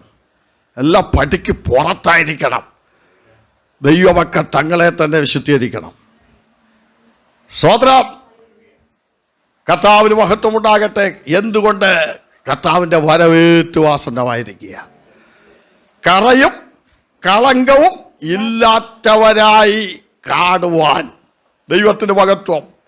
വിശുദ്ധ ജീവനമുള്ളവരായി, ഭക്തിയുള്ളവരായി, സഭായോഗങ്ങൾ മുടക്കാത്തവരായി, ദൈവ ഇഷ്ടം ചെയ്യുന്നവരായി, വിശ്വാസമുള്ളവരായി. എന്തിന്? കർത്താവിന് വരുവാൻ അടുത്തിരിക്കുക. ഇനി എത്രയും അല്പകാലം കഴിഞ്ഞ് വരുവാനുള്ളവൻ വരും, താമസിക്കുകയുമില്ല. ഭയത്തോടെ ദൈവമക്കൾ ദൈവത്തെ സേവിക്കുക. മറ്റൊന്ന്, കൃപാവരങ്ങൾ പ്രാപിച്ചുകൊണ്ട് വരവിനെ കാത്തിരിക്കുക. എന്താണ്? കൊരിന്ത്യർക്ക് 1-ാം ലേഖനം 1-ാം അധ്യായത്തിന്റെ 7-8 വാക്യങ്ങൾ ഒന്ന് വായിച്ചേ. നിങ്ങൾ ഒരു കൃപാവരത്തിലും കുറവില്ലാത്തവരായി നമ്മുടെ കർത്താവായ യേശുക്രിസ്തുവിന്റെ പ്രത്യക്ഷത കാത്തിരിക്കുന്നു. നമ്മുടെ കർത്താവായ യേശുക്രിസ്തുവിന്റെ പ്രത്യക്ഷത കാത്തിരിക്കുന്നു. അപ്പൊ പ്രാപിച്ച പോലെ ഇനിയും പ്രാപിച്ചുകൊണ്ട് കർത്താവിന്റെ വരവിനെ കാത്തിരിക്കുക. കർത്താവിന് മഹത്വം ഉണ്ടാകട്ടെ. കർത്താവിന്റെ വരവിങ്കൽ ദൈവം നമ്മെ കുറിച്ച് ആഗ്രഹിക്കുന്ന മറ്റൊരു കാര്യം, നമ്മൾ നിർമ്മലന്മാരായിരിക്കുക. ഇതാണ് നിർമ്മലന്മാരായിരിക്കുക. 1 യോഹന്നാൻ 3-ാം അധ്യായം അതിന്റെ 1 മുതലുള്ള വാക്യങ്ങൾ അങ്ങനെയാണല്ലോ പഠിപ്പിക്കുന്നത്. കാൺമീൻ, നാം ദൈവമക്കളെന്ന് വിളിക്കപ്പെടുവാൻ പിതാവ് നമുക്ക് എത്ര വലിയ സ്നേഹം നൽകിയത്. അങ്ങനെ തന്നെ നാം ആകുന്നു. നാം ഇന്നതാകുമെന്ന് ഇതുവരെ പ്രത്യക്ഷമായിട്ടില്ല. അവൻ പ്രത്യക്ഷനാകുമ്പോൾ അവനെ താൻ ഇരിക്കുന്നത് പോലെ തന്നെ നാം അവനെ കാണുന്നത് കൊണ്ട് നാം അവനോട് സദൃശന്മാരാകും. അടുത്ത വാക്യം ശ്രദ്ധിച്ച്. അവനിൽ ഈ പ്രത്യാശ ഉള്ളവൻ എല്ലാം അവൻ നിർമ്മലനായിരിക്കുന്നത് പോലെ തന്നെത്താൻ നിർമ്മലീകരിക്കുന്നു. കണ്ടോ? അവൻ നിർമ്മലനായിരിക്കുന്ന പോലെ തന്നെത്താൻ. ആര്? ഈ പ്രത്യാശയുള്ളവൻ. അവൻ പ്രത്യക്ഷപ്പെടാൻ പോകുകയാണ്. അപ്പൊ നിർമ്മലന്മാരായിരിക്കുക. മറ്റൊരു വേദഭാഗമാണ് കർത്താവിൽ വസിക്കുക. കർത്താവിൽ വസിക്കുക. ലോകത്ത് സംഭവങ്ങൾ നടക്കുന്നു, കർത്താവിൻ്റെ വരവേറ്റ് ആസന്നം. ഇതെല്ലാം നമ്മൾ നന്നായിട്ട് പഠിക്കുകയും മനസ്സിലാക്കുകയും ചെയ്യുമ്പോൾ നമുക്ക് വലിയ സന്തോഷമുണ്ട്, നമുക്ക് വലിയ ആവേശമുണ്ട്. യേശുവിൻ്റെ വരവാണ്. പക്ഷെ നമ്മുടെ വ്യക്തിപരമായ ജീവിതത്തിൽ നാം എങ്ങനെയായിരിക്കണം? ഇത് വചനത്തിൽ കൂടെ മനസ്സിലാക്കി വേണം നാം ക്രിസ്തീയ ജീവിതം നയിക്കുവാൻ. നാം കർത്താവിൽ വസിക്കണം. ഈ ദാസന്മാർ ഒരിക്കലും വീട്ടിലെപ്പോഴും ഇല്ല, അല്ലേ? മക്കളാ വീട്ടിൽ വസിക്കുന്നത്. സ്തോത്രം. നമ്മൾ ദാസന്മാരല്ല, നമ്മൾ മക്കൾ. അതോർത്ത് സ്തോത്രം ചെയ്ത്. അവൻ പ്രത്യക്ഷനാകുന്നത് കൊണ്ട് നാം അവനിൽ വസിപ്പീരെന്ന് 2-ാം അധ്യായത്തിന്റെ ദൈവത്തിന് മഹത്വമുണ്ടാകട്ടെ 28-ാം വാക്യം. 1 യോഹന്നാൻ 2:28 വായിച്ചാട്ടെ. ഇനിയും കുഞ്ഞുങ്ങളെ അവൻ പ്രത്യക്ഷനാകുമ്പോൾ നാം അവന്റെ സന്നിധിയിൽ ലജ്ജിച്ചു പോകാതെ അവന്റെ പ്രത്യക്ഷതയിൽ നമുക്ക് ധൈര്യമുണ്ടാകേണ്ടതിന് അവനിൽ വസിപ്പീൻ. കണ്ടോ? അവന്റെ പ്രത്യക്ഷതയിൽ നമുക്ക് ധൈര്യമുണ്ടാകേണ്ടതിന് അവനിൽ വസിപ്പീൻ.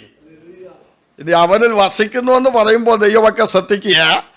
അവനിൽ വസിക്കുന്നു എന്ന് പറയുന്നവൻ അവൻ നടന്ന പോലെ നടക്കേണ്ടതാകുന്നു. 2-ാം വാക്യം, അവനിൽ വസിക്കുന്നു എന്ന് പറയുന്നവൻ അവൻ നടന്നതുപോലെ നടക്കേണ്ടതാകുന്നു. സ്വത്രം. അപ്പൊ കർത്താവിൽ വസിക്കുന്നവരെ ചേർക്കുവാനാണ് യേശു കടന്നു വരുന്നത്. ചിലക്ക് ഡൗട്ടാ, സ്വർഗത്തിൽ പോകുമോ എന്ന് ചോദിച്ചാൽ ഇല്ല, പക്ഷെ അവനിൽ വസിക്കേ.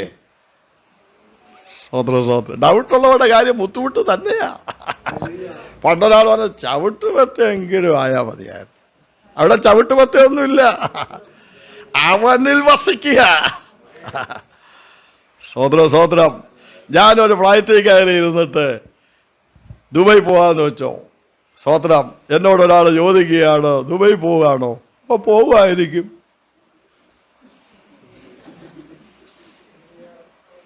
എന്ന് പറയുന്ന പോലെയല്ലേ ഉള്ളൂ, പോവുമായിരിക്കും. അങ്ങനെയാണോ?